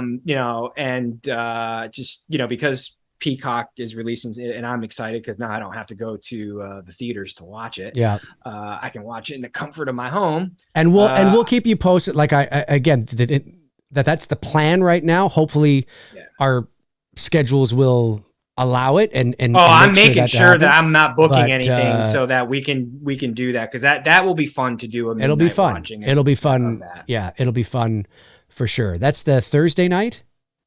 Well, Thursday into Friday night. Into Friday night. Okay. Yeah. So if you want to join us that night, we're going to watch it live together. And if obviously most may have, most will probably be asleep, but most will be asleep. Well, with the exception of people like us who are like, who got access to Peacock, are going to be like, they're going to make play as soon as midnight hits. Let's watch it. So that'll be fun to do. Yeah, for sure. All right, let's do it. Let's see here. Where are the stuff? Okay. Jeffrey M sends in $5, says, "Hey, can't stay long, bud. I'm on my way home from work and this stinky boo-boo leaking down to my ankle. I gotta bust the toilet bowl." Well, I hope you busted that bowl with your leaky, stinky poo. Akeem Patterson sends in $4.99, says, "Did you know they thought about doing a Michael versus Pinhead movie? I read it in the book, in the Taking Shape book I think you're talking about." Yes, I did know that. Yeah. Thank God they didn't do that. Yeah, right. I know. Right. Movie Chat and More Part 2 sends in £5. It says, "Robert Zappia wrote the movie. Williamson of Dawson's Creek fame had a treatment. It was turned down." That is correct, but I believe some of his story beats wound up in the film, if I'm not mistaken. I don't know if he was given story credit. He might not have been. He's listed as story. Him and Zappia are listed as story. How much of his original treatment wound up in there, I'm not sure, because some of it did. But he might not have ended up with credit. That's entirely possible as well. Red Foreman sends in $5 and says, "What if John and Jamie are twins? Dumbass!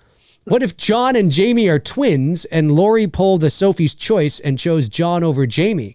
But why would she do that? Did Jamie piss her off or something?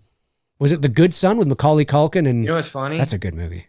But you know what's funny? This is true. I'm actually in the middle of watching that '70s show. Nice. because it's on Peacock. When I joined up again, it literally, I think the day I signed up back up again, that '70s show got on there. Fucking love Red Foreman. He's the man. He is.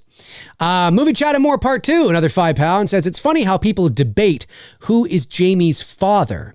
Jimmy Lloyd equals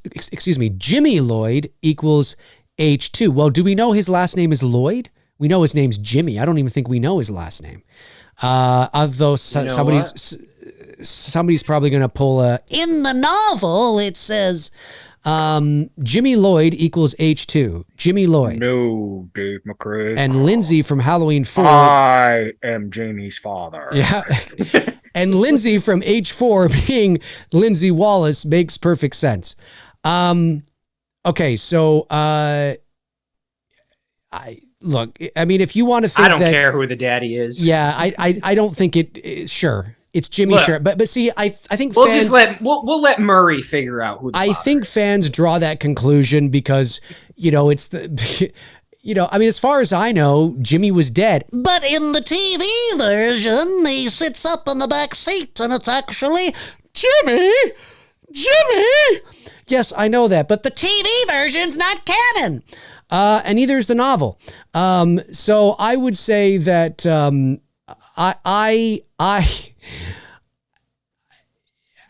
sure. Knock yourself out if it makes you feel better. And Lindsay from Halloween 4 being Lindsay, yes. So that girl in the car is supposed to be Lindsay Wallace. She's credited in the film. But here's my problem. It's never, here's the thing. If you want to watch part 4 and go, whoa, that's Lindsay Wallace, and the guy in the shop with Brady's hanging out, that's fucking Tommy Doyle. Okay, that's fine. That's fine. Technically, that's what it was supposed to be. But it has no effect on the story. I didn't know that was supposed to be Lindsay Wallace and Tommy Doyle literally until 10 years ago. And I've seen Halloween 4 probably as many times as you guys have. I had no idea, because when you watch the movie and you take it at face value, there is no connective tissue that tells you that. It's just Lindsay. Do you know what I mean? There's no feeling, there's no weight, it doesn't affect my experience, and there's no connective tissue that makes me go, oh, this is Lindsay Wallace. Okay, this is going to be good. What's going to happen? No, it's just some fucking 17-year-old named Lindsay. I'm not making that, because she's a brunette? I have to go, whoa, that must be Lindsay Wallace. She's the only Lindsay in Haddonfield. I mean, it just doesn't, see, originally there was going to, as far as I know, originally there was going to be more. I think you were going to get more with her, or it was going to be revealed or something. I stand to be corrected, but I think there was going to be more. But as it stands now, if you want to watch it and go, that's Lindsay Wallace. Wow, there she is. That's what she looks like in 1988. Wow, there she is. So she was friends with, Rachel. So that means Rachel was probably one of their childhood friends who lived down the street when all that shit was happening in 78. If you want to think that, that's fine. Because technically, I guess that's Lindsay Wallace. But when I watch it, I never, ever, ever think that's Lindsay Wallace. That scene happens, because it's not a long scene. That scene happens, it comes, they 2 scoops, and the scene cuts, and I'm just like, I don't even, as I'm watching the scene, I don't even think that's Lindsay Wallace. It never crosses my mind that it's Lindsay Wallace. Same with the guy in the shop that's supposed to be Tommy. What? Yeah. Okay. Just because somebody said after the fact, oh, by the way, I'm like, oh, okay. It's like somebody saying, by the way, Bucky is supposed to be the brother of the Phelps garage guy that was killed in 88. Okay. All right. It doesn't, I feel no nostalgia anywhere. There isn't a nostalgia feeling at all when I watch that moment with Lindsay anywhere. And there should have been.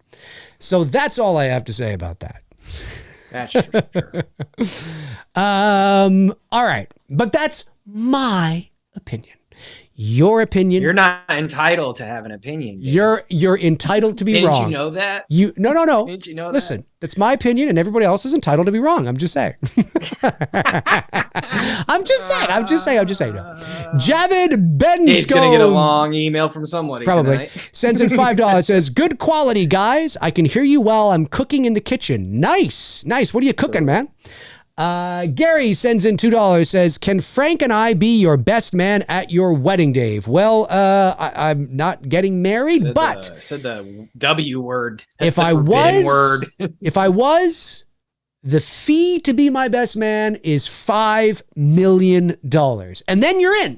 You're totally in.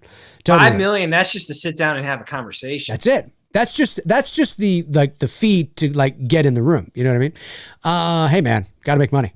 Javid follows up with another $5. Says the VoiceMann is the voice of reason. I wouldn't go that far, but thank you. Javid follows up with quite a few more here. Another $5 says, hey, Bob Schmunklin. The hell? No, it's because I said it's like my name's. It's like me. I'm not really Dave. I'm in a witness protection program. My name's Bob Schmunklin. Oh. Right. I said that earlier, and he's just capitalizing on it. Or Dave. No women is no woman is a librarian that doesn't know the martial art called Sarah Connor in woke movies. I have no idea what you're talking about. Javid, if I was stoned right now, I probably would make sense out of that, because that sounds like something I would say when I was really no stoned. woman is a librarian that doesn't know the martial art called Sarah Connor in woke movies.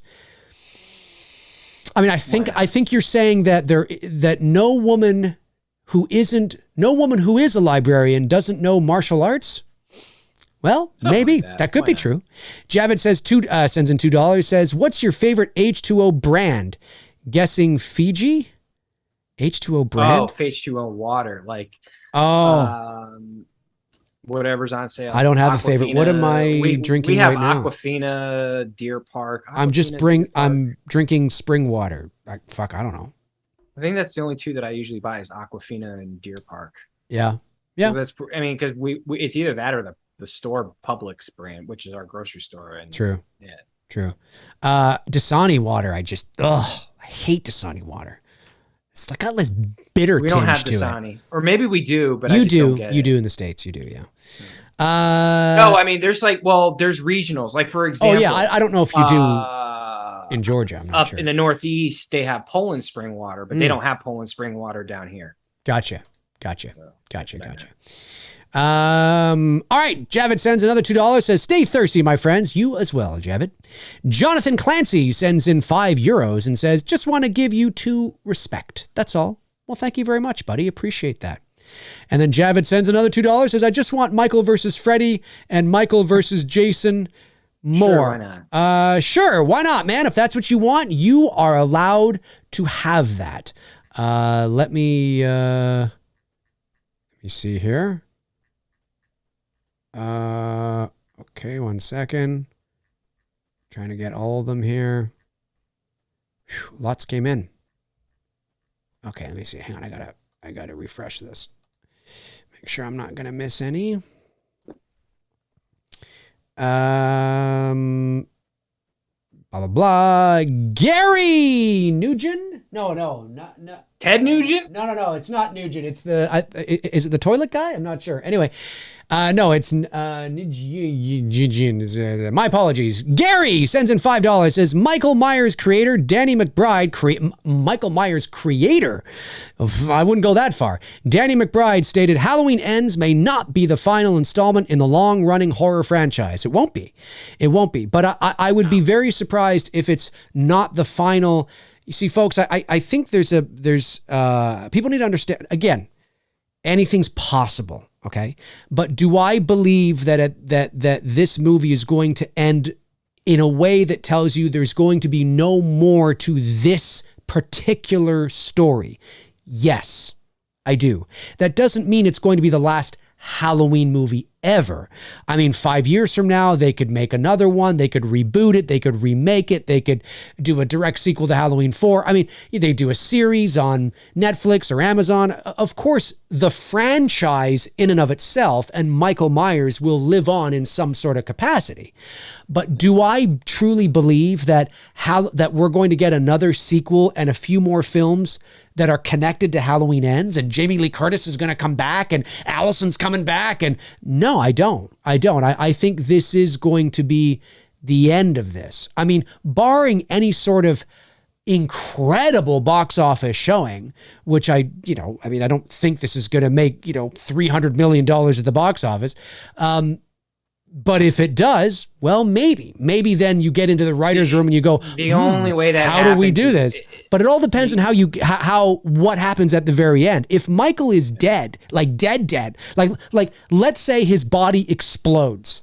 Okay, his body literally explodes. No, explodes. Like they strap him. Like Jason Voorhees and Jason Goes to Hell, but it's Yes. Michael for sure. Yes, or like what fucking Richard Dreyfuss was trying to do to Bob Wiley in What About Bob when he straps him to all the bombs, okay, and he puts him in the woods, and of course he gets out of it, but we actually see Michael Myers' body explode. Like, I mean, you see it, and you know it's him. You know it's him because they've taken off his mask. You see the fucked up eye. It's clearly James Jude Courtney. They fucking learned their lesson. Oh, this is Michael. It's him. It's him. And you see his body go, and his parts are strewn all over the ground and everything, and his teeth and his bones and everything. It's over. It's done. If the movie ends with something like that, it's over, folks. This particular iteration is over. Do you know what I want to have happen? It would be so fucking great. I would love it. I would love it so much if they did this. Laurie dies. Allison lives. Michael lives. They end it, but they never come back to it.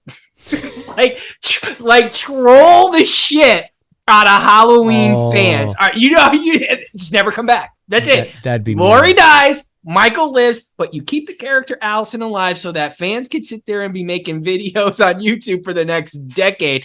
And the next Halloween they come back to, I don't know, it's like retconning the timeline or starting all over again. And everyone's like, wait, what? What happened to Allison? I would love it. That'd be the greatest troll moment ever in this franchise. That would be so mean. That would be great. Are you kidding me? I would love every I know. I'm just saying it would be so mean. It'd be so. It just never come back. Nope. Never come back to it. It's done. It's the timeline is done. They're gonna go on to something else. Everyone would be so fucking pissed. I know. It would be so great. Movie Chat and More Part 2 sends in £5. It says, Laurie could have easily faked her death. People don't remember this could be victims. They only remember the real killers. People don't remember the could be victims. They only remember the real killers. Well, that's true to a point, but Laurie was quite high profile because she was the only survivor. So I don't think Laurie could have easily faked her death. Was something that was happening, again, right? Okay, it's a movie, right? So we have to, so we suspend our disbelief and we're watching a movie. We know this. But if we want to play literally game, if we want to play the thing that we didn't used to do when there was no internet, because, we actually went and enjoyed movies for what they were. If we want to play it like factually, like everything's got to make sense, all the dots got to be, or all the I's got to be dotted, all the T's got to be crossed, then, okay, let's look at this. An event happening in a small town the size of Halloween 1 and 2 would have been national, if not international news. The amount of, remember at the 16 people. I was just going to say at the end of count? 2, 16 so far, right? It was this epic thing. Halloween night, this massacre that happened on this little street, the massacre at the hospital, the carnage is insane. A massive explosion that happened. It was on the local news. Now, to be fair, back in the 70s, there were only 3 networks, right? So there was no CNN, 24-hour cable news, Fox, and all that kind of stuff. But it would have made the newspapers for sure. It would have made the newspapers. It would have made the radio, 100%. Something that massive and that big, absolutely. And Laurie's picture would have been plastered all over the place. Why? Because she was the only survivor.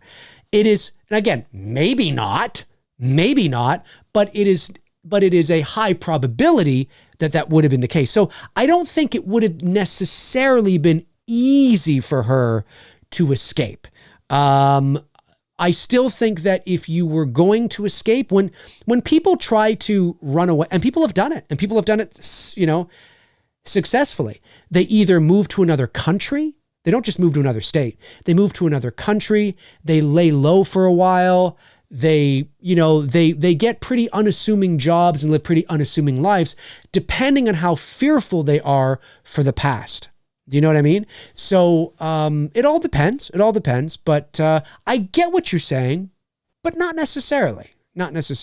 If we want to play, the realistic game, as some people do. So Javid sends in another 4 in a row. Amazing. $5. Javid. Agreed with Riker Island about the mob fight scene. Should have been in the ends. Riker Island? I think he's saying Frank? No, I think he's talking about what I said regarding the mob scene in Halloween Ends. Should have been in Ends. I think that's what. Yeah, I think so. Javid says another $5. Says I don't need a break.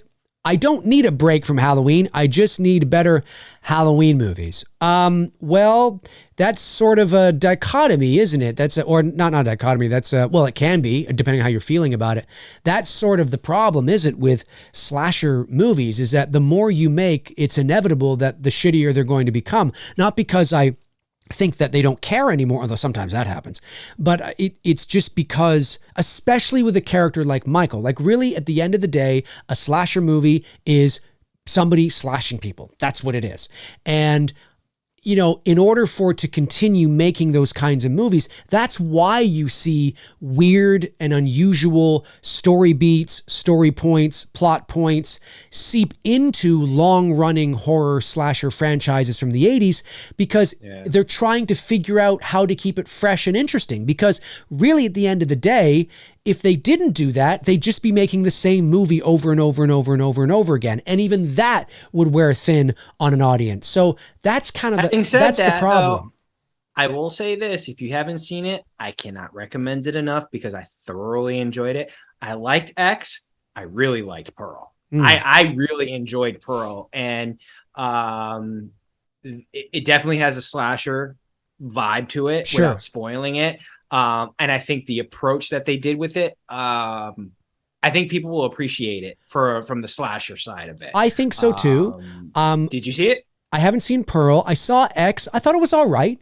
I didn't think X was as great as everybody seems to think it is. I think you're gonna like Pearl better because I liked Pearl better. Okay. I definitely like. I personally liked Pearl But to be fair, because you have Ty West, see, X and Pearl, they have slasher elements, okay, but they're not like that typical Pearl. Definitely way more slasher elements than X. Way more. Yeah. Right, but there's also, from the ground up, you're building a deeper foundation to it, right? There's more going on, you know. There's more character development. There's more. It's not just somebody with a blade walking around chasing fucking college kids with big boobs. That's not what this is, right? There's more going on, so there's more to latch on to. So it feels fresh, you know. It's like, oh, we're having it. Like, it really is a couple of subgenres in one.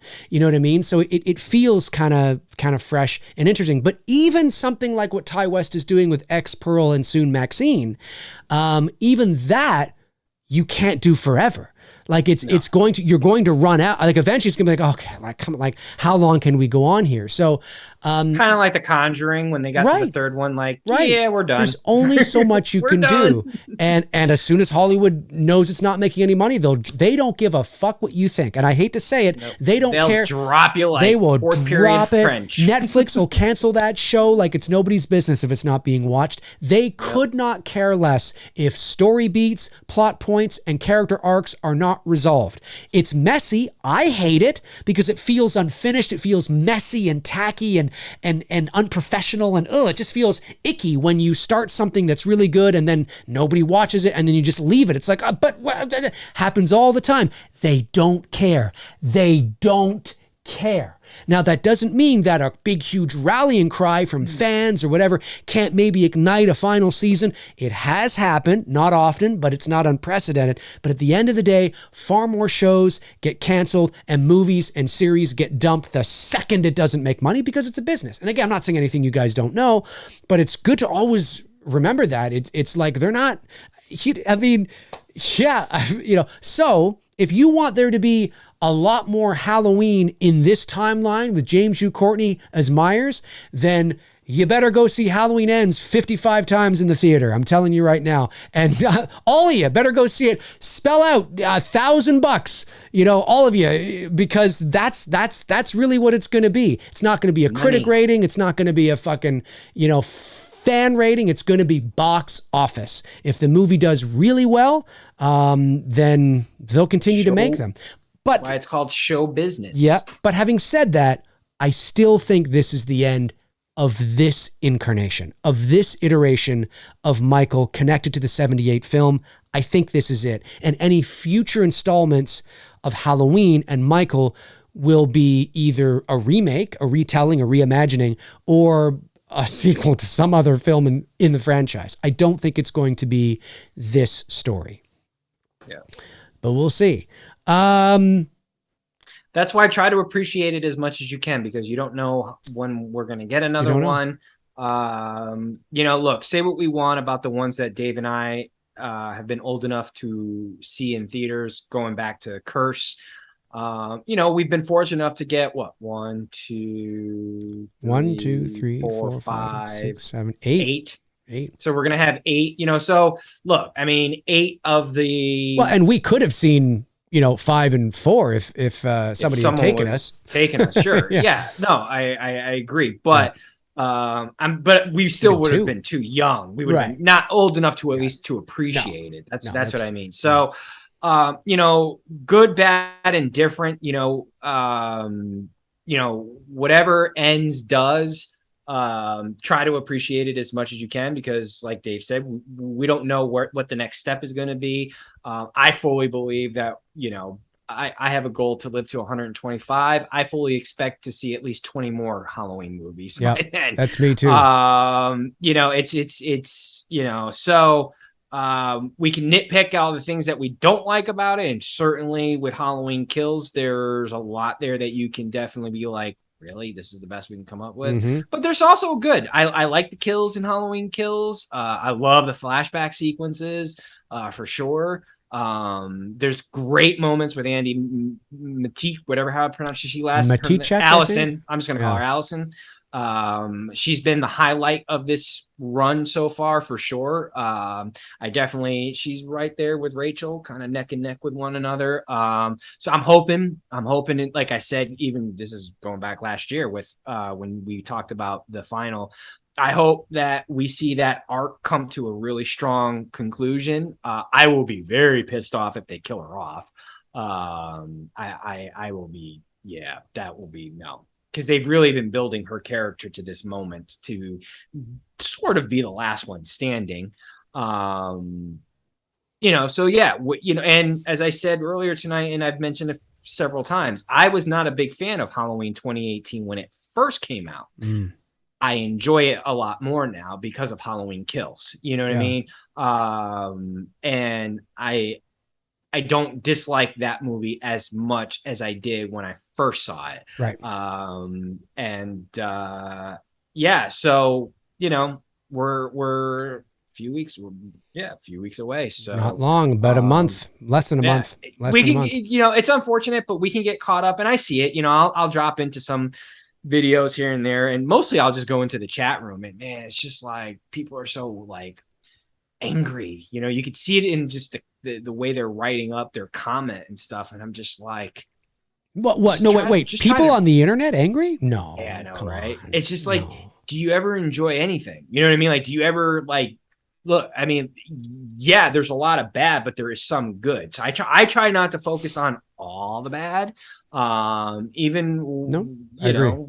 With Curse of Michael Myers, you know, in Halloween 5, as much as there is, there's a scene or two that's good. Like, you know, in a vacuum, sure. Yeah, right.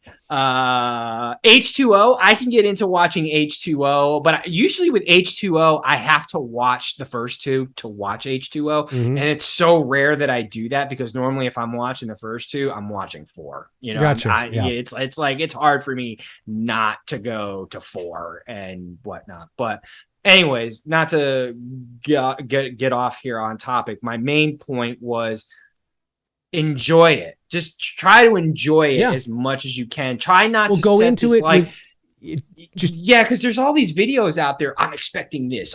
Things I'm expecting. I'm like, well, if you're already expecting these things and those executions don't happen, you're gonna be disappointed, and that's on you. That's not on the movie. That's because you set these expectations that didn't meet your expectations, rather than just take a beat, you know. And I'm going in there with an optimistic attitude of this, the Corey thing, you know, like, I don't know how this is going to be executed, but I'm at least going to be, when you and I are watching it, I'm going to say, hey, I'm going to be open-minded to the idea of this Corey thing. I don't know what they're doing with it, let me see how they deliver on it. If it sucks, then you and I can talk about it afterwards. Yeah, it depends on what the expectations are, right? We all have expectations of my expectations are, deliver on the Halloween DNA and don't insult the intelligence of Halloween fans.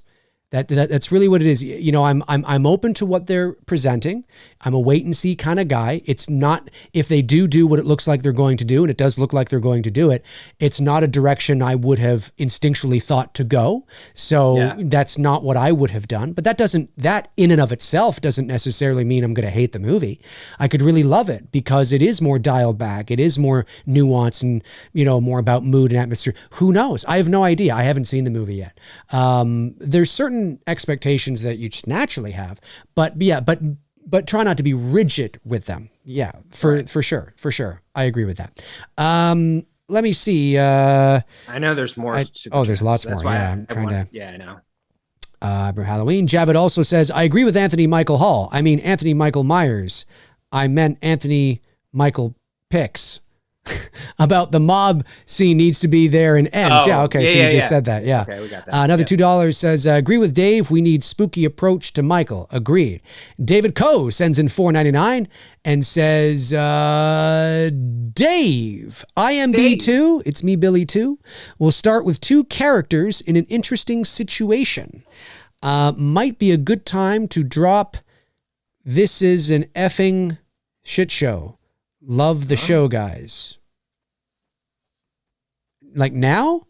You mean drop as in stop saying it? Or do you mean drop as in say it? I got to drop it. This is a fucking shit show. Is that what you mean?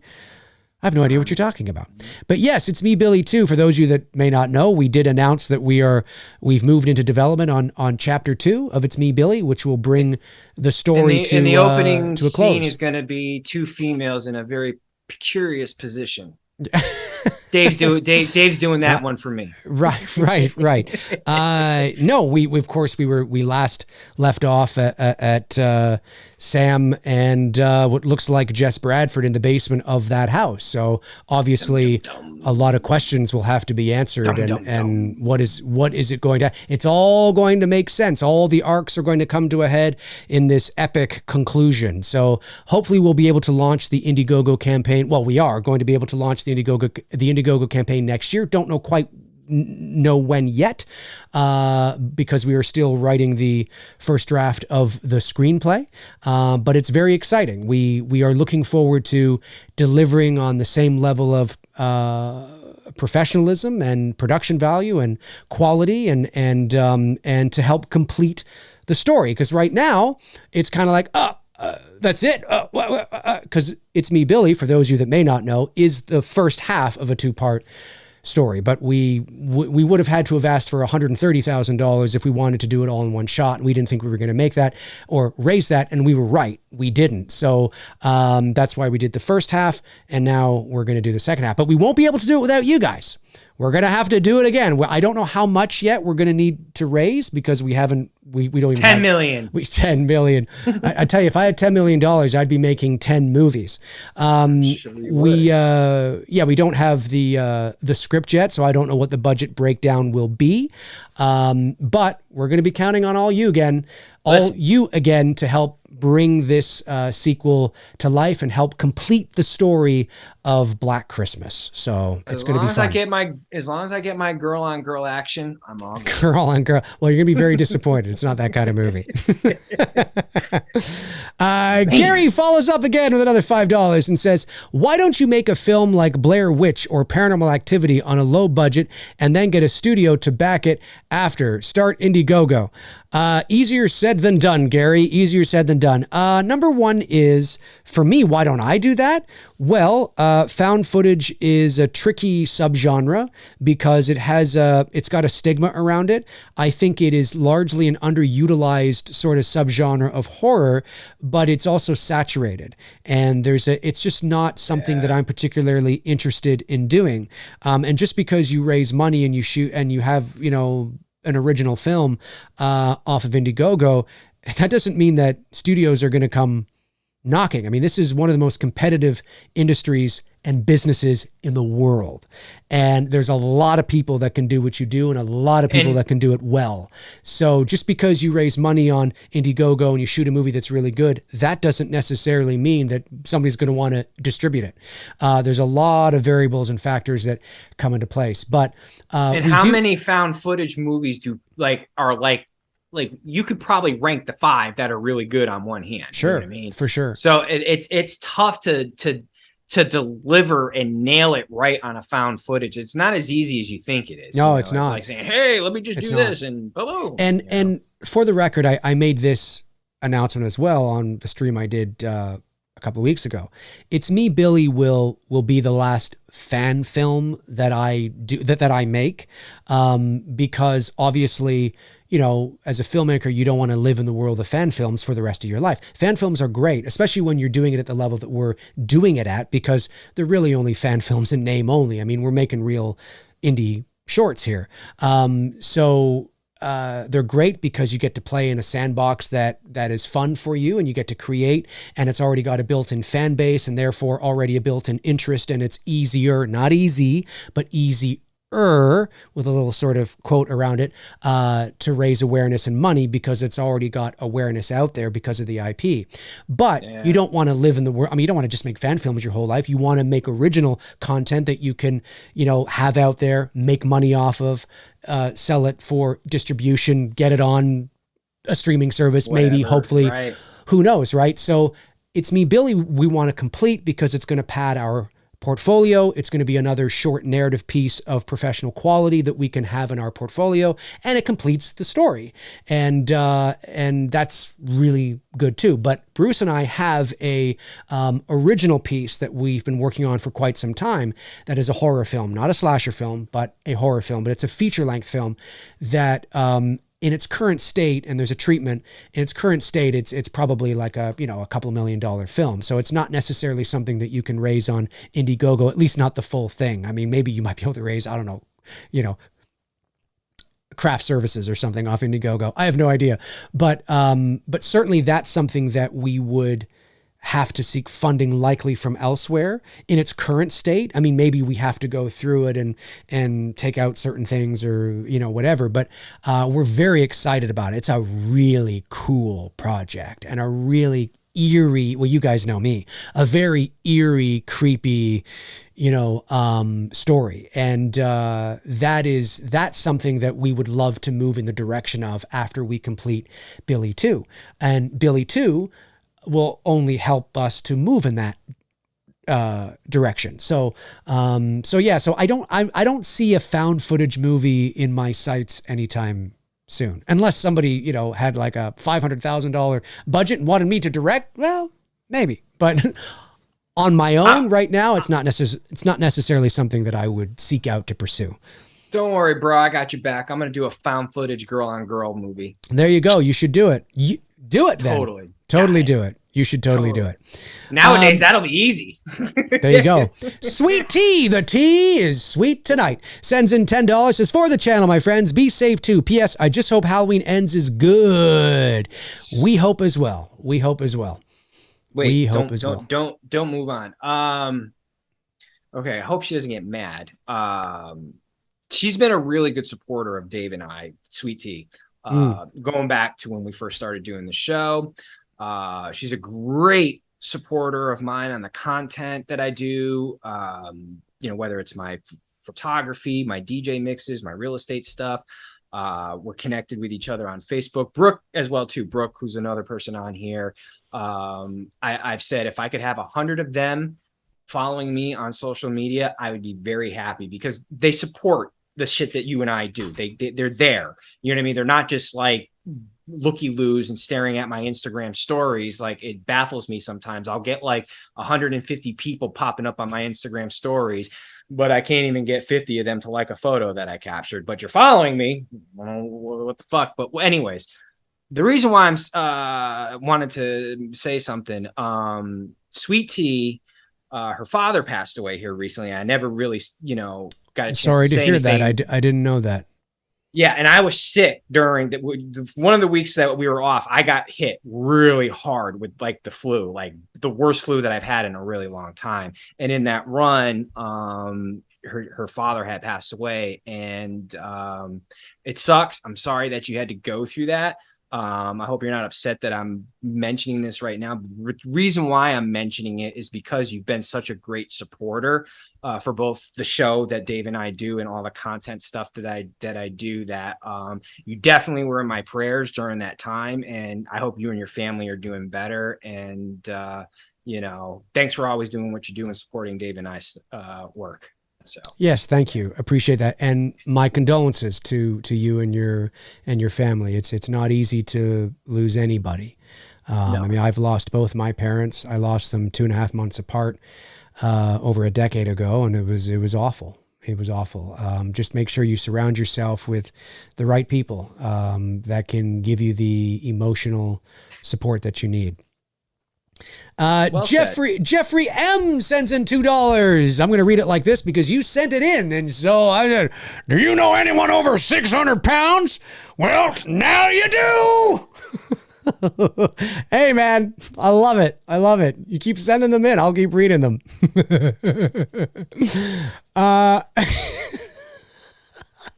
AK Channel TV sends in $4.99, says in 18 in kills, he has been stabbed 7 times, shot 8 times, hit by a car, beaten by a mob.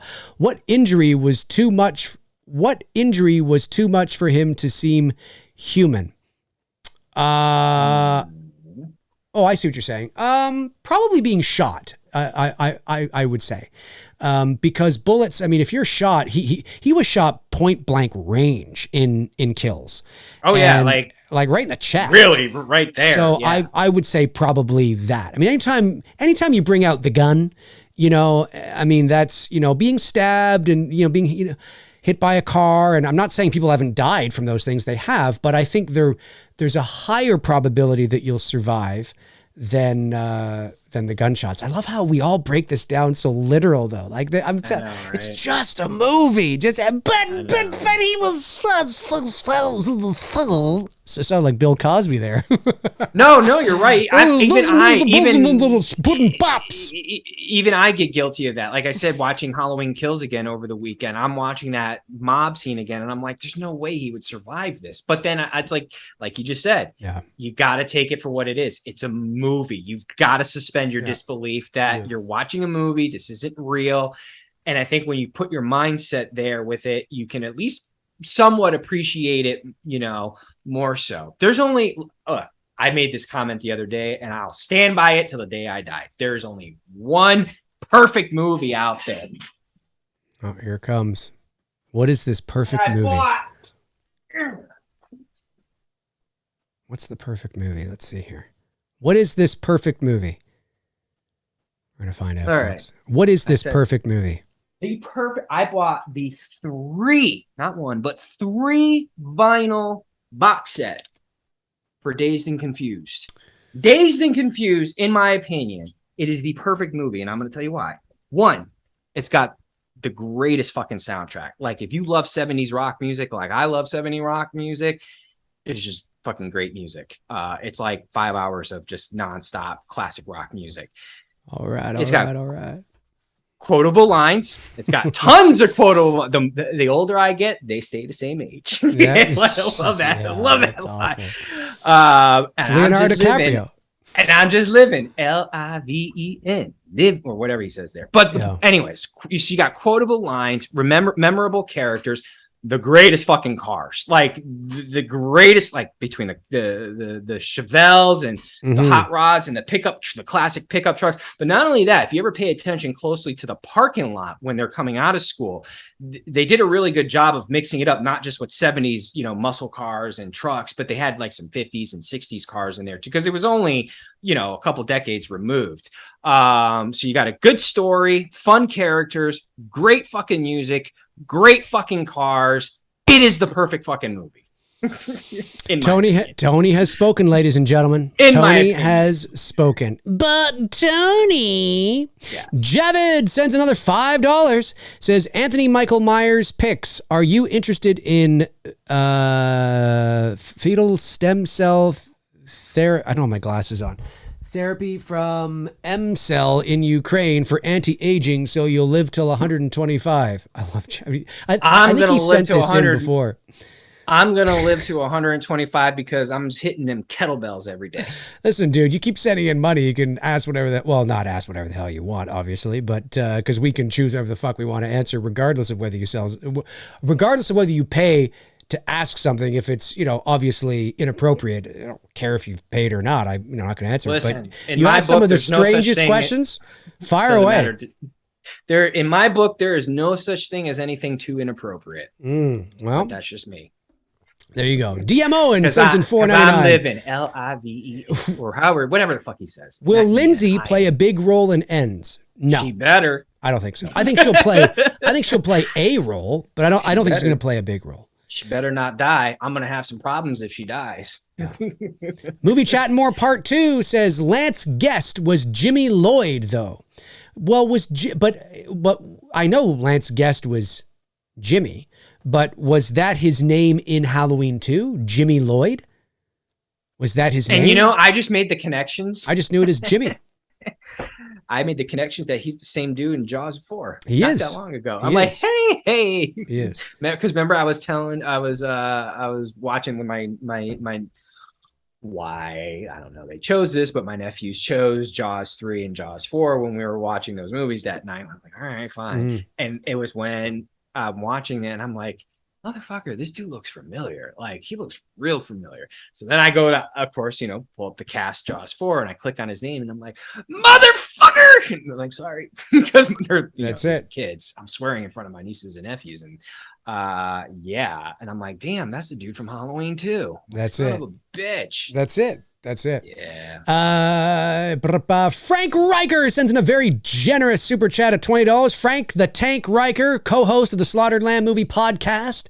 Just, I think they're going to hit 4,000 subscribers any second now. They might have already.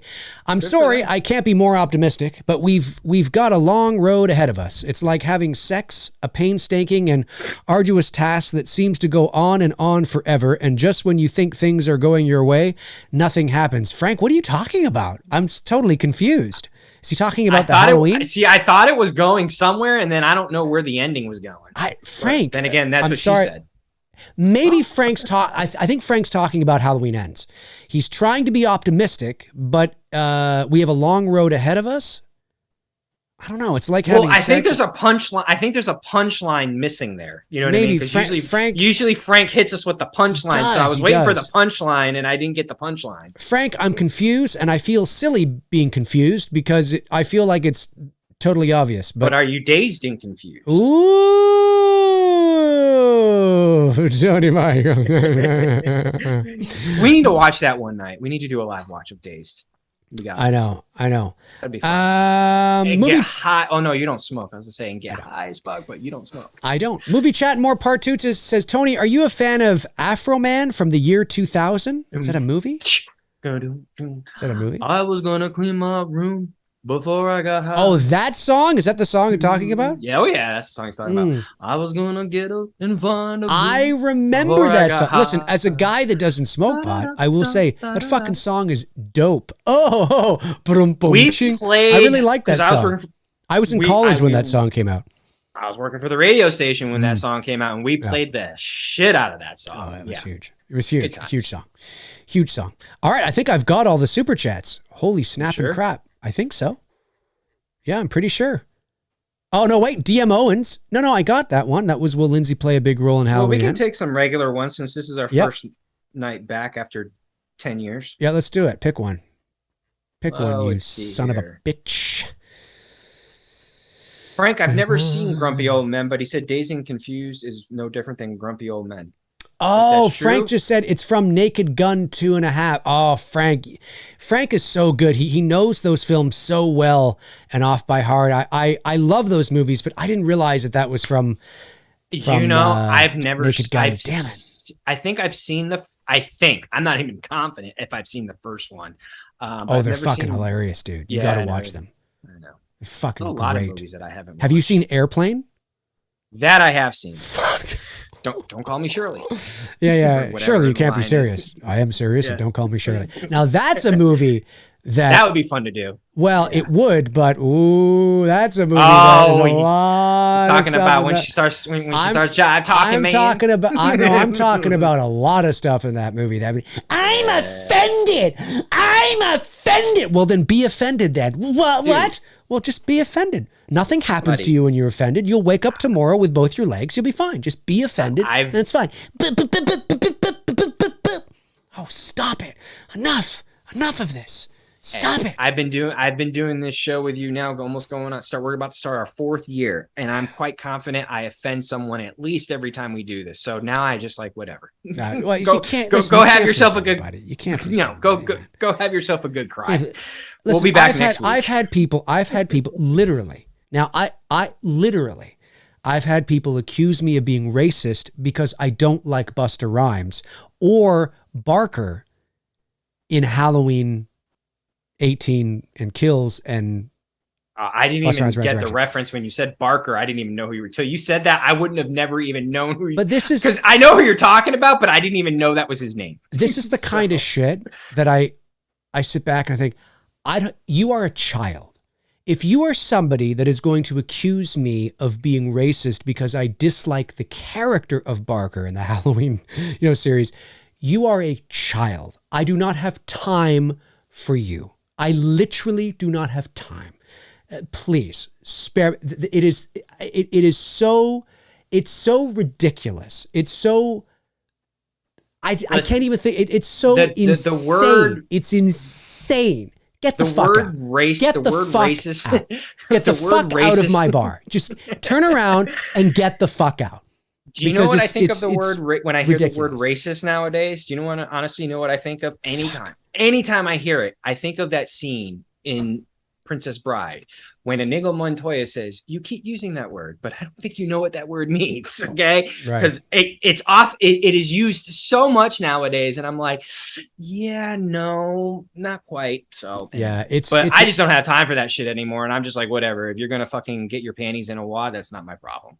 Yeah, moving on, because we're gonna be here next week anyways, and I'm gonna keep my non-filter mouth going. Well, yeah, I mean, obviously, within reason. I mean, I don't want to turn, the show into but it's I have a reputation, and I want to make sure that we are appropriate. I do too. I have a reputation of pissing people off, and I want to make sure I hold up to that every week. Well, no, I know, but to be fair, I mean, I have to monitor things here, and it's my channel. I think you keep me within check. I do.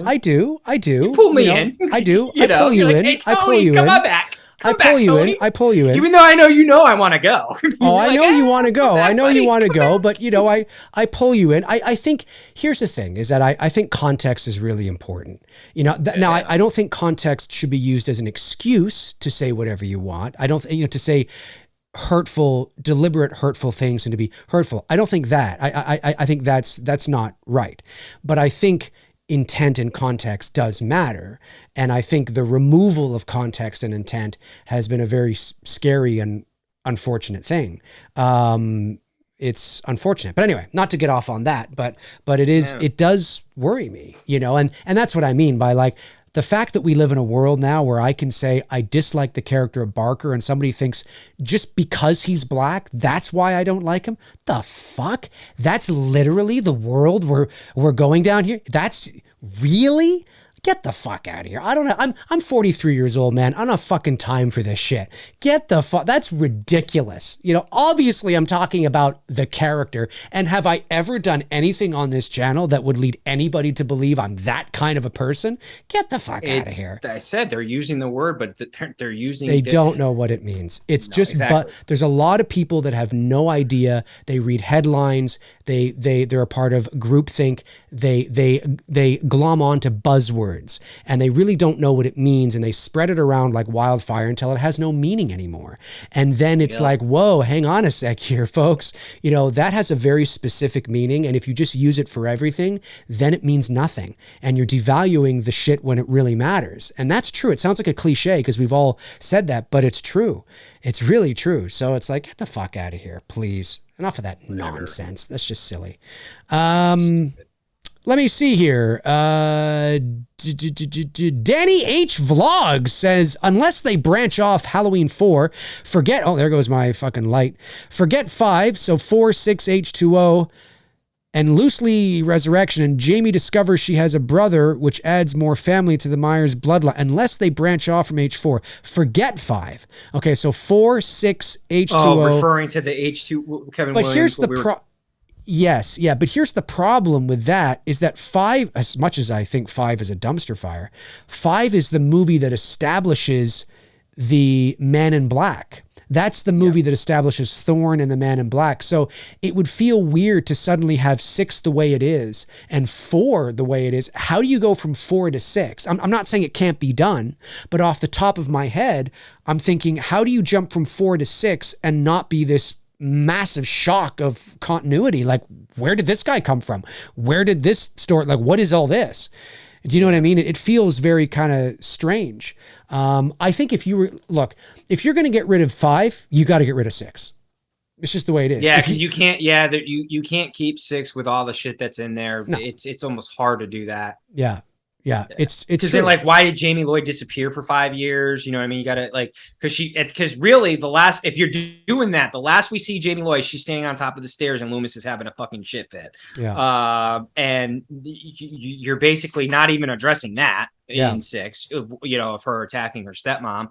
Yeah, you can't. Unfortunately, you need 5 because 5 complements 6. Unfortunately, yeah, it is what it is. Yeah, it's true. Hey, Cosplay Chris is in the chat. Shout out to Cosplay Chris. Why does that name sound familiar? Like, he's got a great channel. We actually haven't formally talked yet, but I've heard good things about Cosplay Chris. I think he's a Aussie. He's down in Australia, and he's got a great channel where he's got all sorts of shit that he does in terms of cosplaying, I guess, and all sorts of it's awesome stuff. Yeah, it's awesome stuff. So great to see him in here. Of course, it's probably like 9 a.m. for you there. I think he's like a full 12 hours ahead of us. Oh yeah, this dude. Yeah, I've seen his YouTube videos. Bobby Hall says, D&T, how would you justify both of Jamie's parents faking their deaths and allowing Jamie to believe they were dead? And also abandoning Jamie. Repeat that again. Go back. Yeah, you broke up on me. Go back. I'm trying to understand. How would you justify both of Jamie's parents faking their deaths and allowing Jamie to believe they were dead? Okay, so you mean Laurie and whoever was the father. How would we justify Laurie and them faking their death and allowing Jamie to believe they were dead, and also abandoning Jamie in Haddonfield where Myers is missing?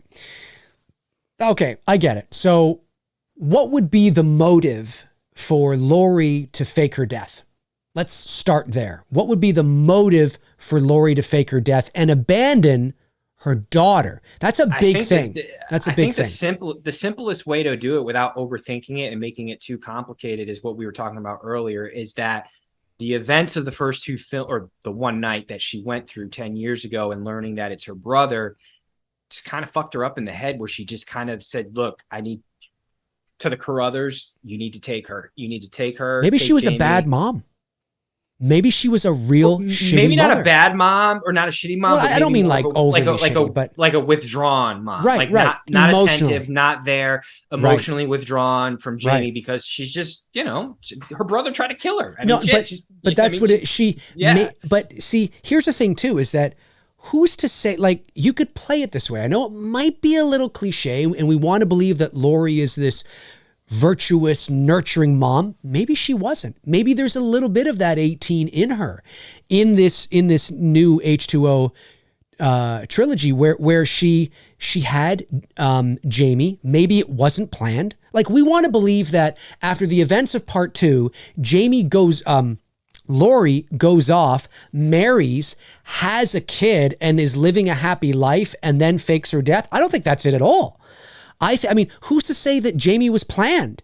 Maybe Jamie wasn't planned. Maybe Jamie was out of wedlock. I mean, maybe Jamie, maybe they don't even know the dad. I mean, then again, I think you got to go back to 4 where they say parents, mom and dad. So maybe there is a dad. But I'm just saying that, the events, the circumstances that surround that whole thing between 78 and 88 may not be this fucking fairy tale. I mean, maybe there's a lot of sort of shit in there. And Laurie never really had her act together. Obviously she took care of the kid, but she didn't take care of the kid in the ways that she was supposed to. And maybe she was selfish and the father was selfish. Maybe neither of them wanted the kid. And it sounds bad, but obviously that kind of makes you go, God, that's awful. But that's part of her arc, right? That's not necessarily where she ends up, but maybe that's where she was. She was young. She was fucking 18 or 19 when she had fucking Jamie. Do you know what I mean? I mean, there's a lot of shit and trauma and PTSD. Well, yeah, because if Jamie's 7, Laurie would have been 19. If she was 17 in Halloween and Jamie's born in 1980, that means, she's only 19 when she has Jamie. So yeah, to your point, you're right on that. So this is a 19-year-old girl, and if we're keeping John the same age as he is in H2O, then he would have been. That's why I think making John younger, making him 10 in H2O, from a narrative point of view, is a lot better. No, I agree. I agree with that because once she faked her death and the pressure was off in terms of, once she faked her death, she became nobody. Right. And she became a completely different person. And then she can have John with someone else. It doesn't need to be Jamie's father. No, it would be with someone else. I think that would be appropriate.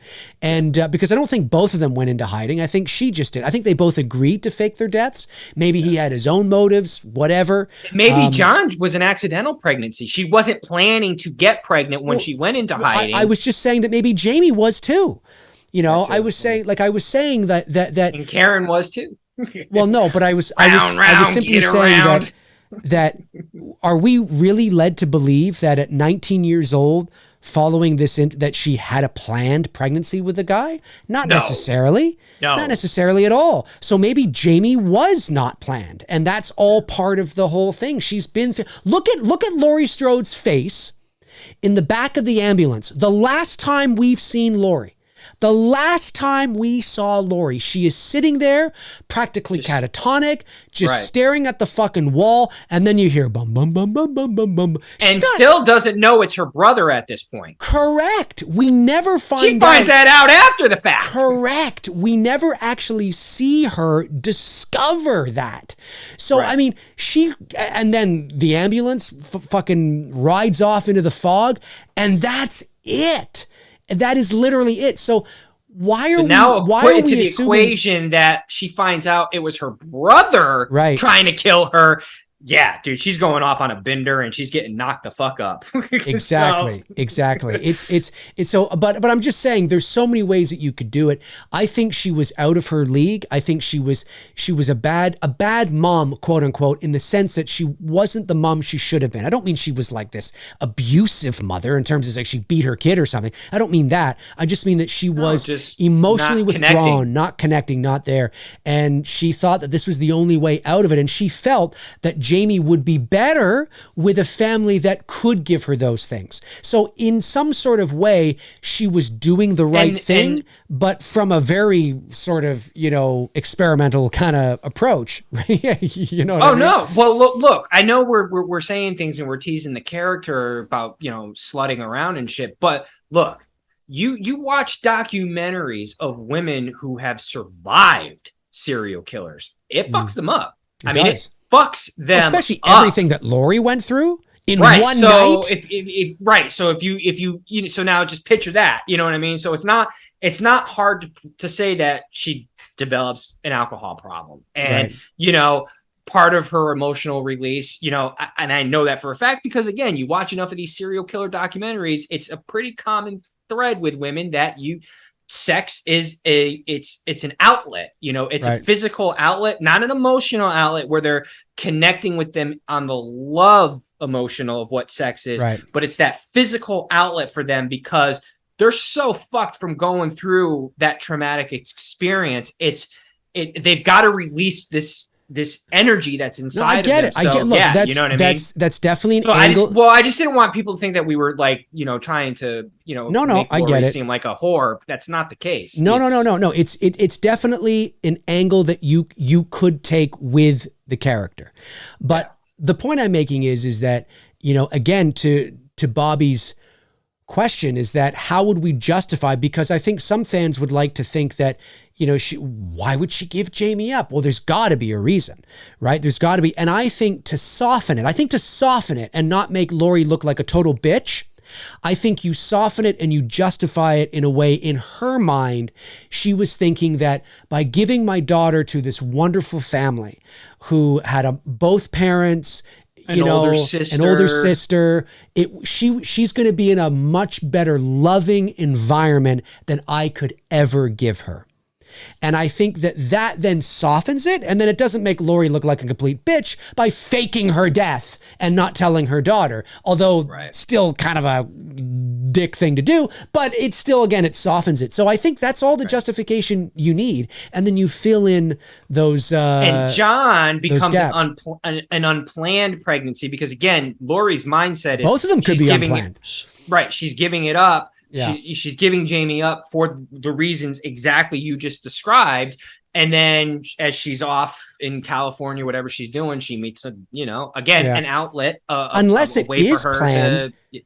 I still would go down the avenue of we don't know who John's dad is. I see. Okay. I mean, it's an option. I was just thinking, unless less story to tell, Right. I get you. But then Bobby says, okay, so how would you justify both of Jamie's parents faking their deaths and allowing Jamie to believe they were dead? Okay, so that's that taken care of. And also abandoning Jamie in Haddonfield where Myers is missing. So I think, it depends, right? They never found his body. Yeah, right. Well, it depends how we're going to structure it. Because Myers, okay, so if 4 is canon, Laurie didn't abandon Michael in Haddonfield with Michael missing because Michael is in a coma in a hospital. Not in Haddonfield. So I jacked up on steroids. Right. So I don't think there's a threat there. So I think she just gave her up to the Carruthers, gave her up, quote unquote. And Michael is done. He's done. His body was transferred. He's been in a coma for 10 years. He's going to be transferred to this other hospital. The threat's been neutralized. So I don't think Laurie would think there was a threat at all. So, that's a good question, though. Harry Hagen, my man, Harry Hagen sends in $5, says, I saw the Munsters, and it's as bad as you think it is. I really don't know how he's getting work, to be honest. I think he's intentionally wetting the bed. Interesting. I didn't know the Munsters was available now. Is it on Netflix now? I guess it is. Is it? Was coming out. No, it's supposed to come out in another week. Is it? Oh, is it another week? I'm not sure. Maybe Harry got a screener. I'm not sure. I don't know how to feel about this. I don't know. You know me. That's my show. I love the Munsters. I'm gonna watch it optimistically, but I've pretty much.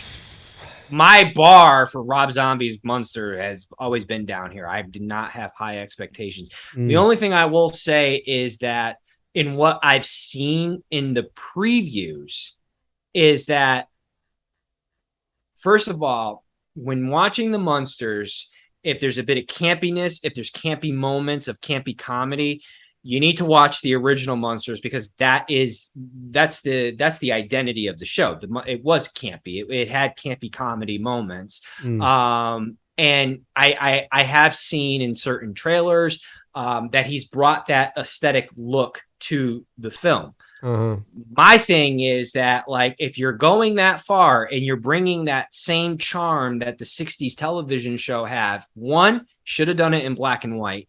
2, you should have spent more time in the casting, especially, you know, for Lily. I mean, I'm sorry. Look, I know it's his wife, but, you know, the guy that I've seen play Grandpa, I've liked what I've seen so far, which is very little. But you know, he's obviously not going to be Al Lewis. I mean, that's the GOAT, you know, for as far as Grandpa Munsters go. And look, I mean, Fred Gwynn, those are literally, as I say, big shoes to fill. I mean, because to me, there are 2 quintessential Frankenstein. Boris Karloff is Frankenstein. He is the look of Frankenstein. He will always be. But then there's Fred Gwynn's portrayal of Frankenstein, who I feel it's he humanizes Frank. You know what I mean? He brings it's a sweet, charming. Exactly. And that's it. It's him. It's Boris and Fred. They're the only 2 Frankensteins in my book. So that's going to be hard to fill. So I give the guy who he cast. I'm not going in, going to do that comparison. Hopefully just the guy can do a really good job. So that's my thing. It's like, if you're going this far with the damn movie and you're bringing the elements of the original TV show, God damn, man, can't you like just find a better actress to play Lily? You know what I mean? Like, but we'll see what happens here. Cause we're going to watch it in a week, and it's going to be interesting. It is what it is, you know, but I am fucking stoked for Wednesday. I can't wait for that to come out. Yeah. Reese Wilson sends in 31 Australian dollars. Thank you, Reese. Very generous of you. Appreciate that. Says, for the channel, thanks for helping me get through a particularly boring shift of cinema audits today with an entertaining show. Well, thank you, Reese. Yeah, it's been a good show today. I think we've done really well. It's been a solid show. Good comeback show after a 3-week hiatus. I think so too. Danita Brown says, Dave, what's sad is that you have to keep explaining that's not what you mean about Barker. Oh yeah. Well, I mean, it's not like you have to nowadays. You always have every time you say something, like I said something earlier, I'm not going to repeat it, but right. I was making sure and making it very clear that the reason why I said the word that I chose is because it was fucking stupid. You know what I mean? Like, maybe I should have. Oh, that's how I see it. But yeah, listen, the world's changed. I get it. There's certain things that make sense. I can get behind certain things. I'm like, yeah, no, that makes sense. Yeah, no, that makes sense. Sure. But at the end of the day, you know, we have to be mindful of people and understand that, you know, there's a lot of rules now. There's a lot of things out there. There's a lot of things to keep up with and a lot of things to remember. And sometimes you're going to make a mistake and a mistake, quote unquote, or, you know, whatever the case is. It's about just understanding. But Danita's right. I mean, the idea that I have to actually explain that I don't like Barker because I don't like the character, not because he's black, is ridiculous. And it's not, if you're that kind of person, you're not welcome here. I sincerely mean that. That's just ridiculous, dude. Like, whoever you are that thinks that, spare me, okay? That's a child. That is a little child. You need to get out and experience the real world and look up the word nuance. Actually, first, by looking in the dictionary, look up the word nuance. And I get made fun of for that. You know, oh, Dave always talks about, you know, nuance and shit. Start a YouTube channel. Put yourself out there. I say this a lot too. Put yourself out there, gain a following, and you too will have words put in your mouth and things you said that you didn't say or that you mean that you don't mean. And it's like, dude, I don't mean that at all. The fuck are you talking about? Just because you're so emotional about it. You know what I mean? A lot of the times people don't, it's not what I say, it's how I say things that people don't like. You know what I mean? Because I'm confident or I'm assured, you know, I'm assured of myself and things like that. So I get accused of being all kinds of types of people, which I'm not. I'm not any of the things I get accused of being. But people like to paint me in a certain light because they just don't like the way I say something, because they don't like the way it makes them feel. And it's like, I've never been rude. I've never been vulgar in terms of mean to anybody. But am I passionate? Yeah. And am I going to drop an F-bomb? Sure. But I'm not racist. Please get the hell out of there with that dog shit. Well, that's the reason why I specifically stopped doing YouTube, and it's why that's right. That is why you did that. And that's why I respect that I'm on your channel, so I do keep myself in check. But I don't conform to rules. Like if you're going to throw rules at me, I'm going to throw the finger right back at you. And that's my personality. That will always be, I don't like, it goes back to even when I was in school. It's why I'm self-employed. I can't work for someone. I can't be told what to do because I'm going to tell, go shove it up your ass. And that's why I have my friends who I have my friends and why we have our conversations. And there's nothing wrong with that, man. No, all power to you. All power to you. That's the way we are. But when I'm here, and I'm on your channel because it is your channel. I appreciate that. That is specifically why, because I'm not going to fall. I'm not. You're not going to tell me how to talk. You're not going to tell me how to act because I'm going to tell go fuck your mom. And there you go. And I appreciate that. I appreciate that very much. Oh, Dave, you missed a super chat. Oh, did I? Did I miss super chat? Yeah, I did. I see it here. Thank you. Cosplay Chris. Speaking of Cosplay Chris, sends in $5 Australian. Thank you, Chris. You didn't have to do that. Says, Dave, I still piss myself to this day when you said he's just a fucking loser about Freddy and Freddy's dead. Keep up the amazing work. Thank you very much, Chris. Appreciate that. Yeah, for those of you that don't know what Chris is referring to, was an episode of the Slaughtered Lamb movie podcast where actually it was a series where Frank and Darren were very kind enough to invite me on their channel to be a part of their Best and Worst of Elm Street series. And when we got to Freddy's Dead, I was looking for, because Freddy's Dead is just dreadful. It is just dreadful. It's the greatest. It's the greatest ever. I'm telling you right now. Ever. Trump loves it. It's fantastic. It's great. Okay. He probably would say something like I love it. I'm running. It's great. But I was looking would for. Be there. What am I watching? I was I saw. Oh God! I saw him the other day. He was, of course, he's in London for the funeral of the Queen, and he's there. And I gotta say, I hate to say this, but Biden looks like he's about to keel over himself. I mean, I think they should just wheel a coffin in and put him. Sounds awful. They got that dude. Not trying to offend any drugs. Americans. This isn't. I got no dog in this fight. I'm Canadian. Okay, I'm just saying that. Yeah, look at who he looks. Got. He's like. But anyway, I was looking for a word to really sort of encapsulate and illustrate Freddy in this movie, and I couldn't really think of it. So I just suddenly said, Freddy's a fucking loser in this movie. He's a fucking loser.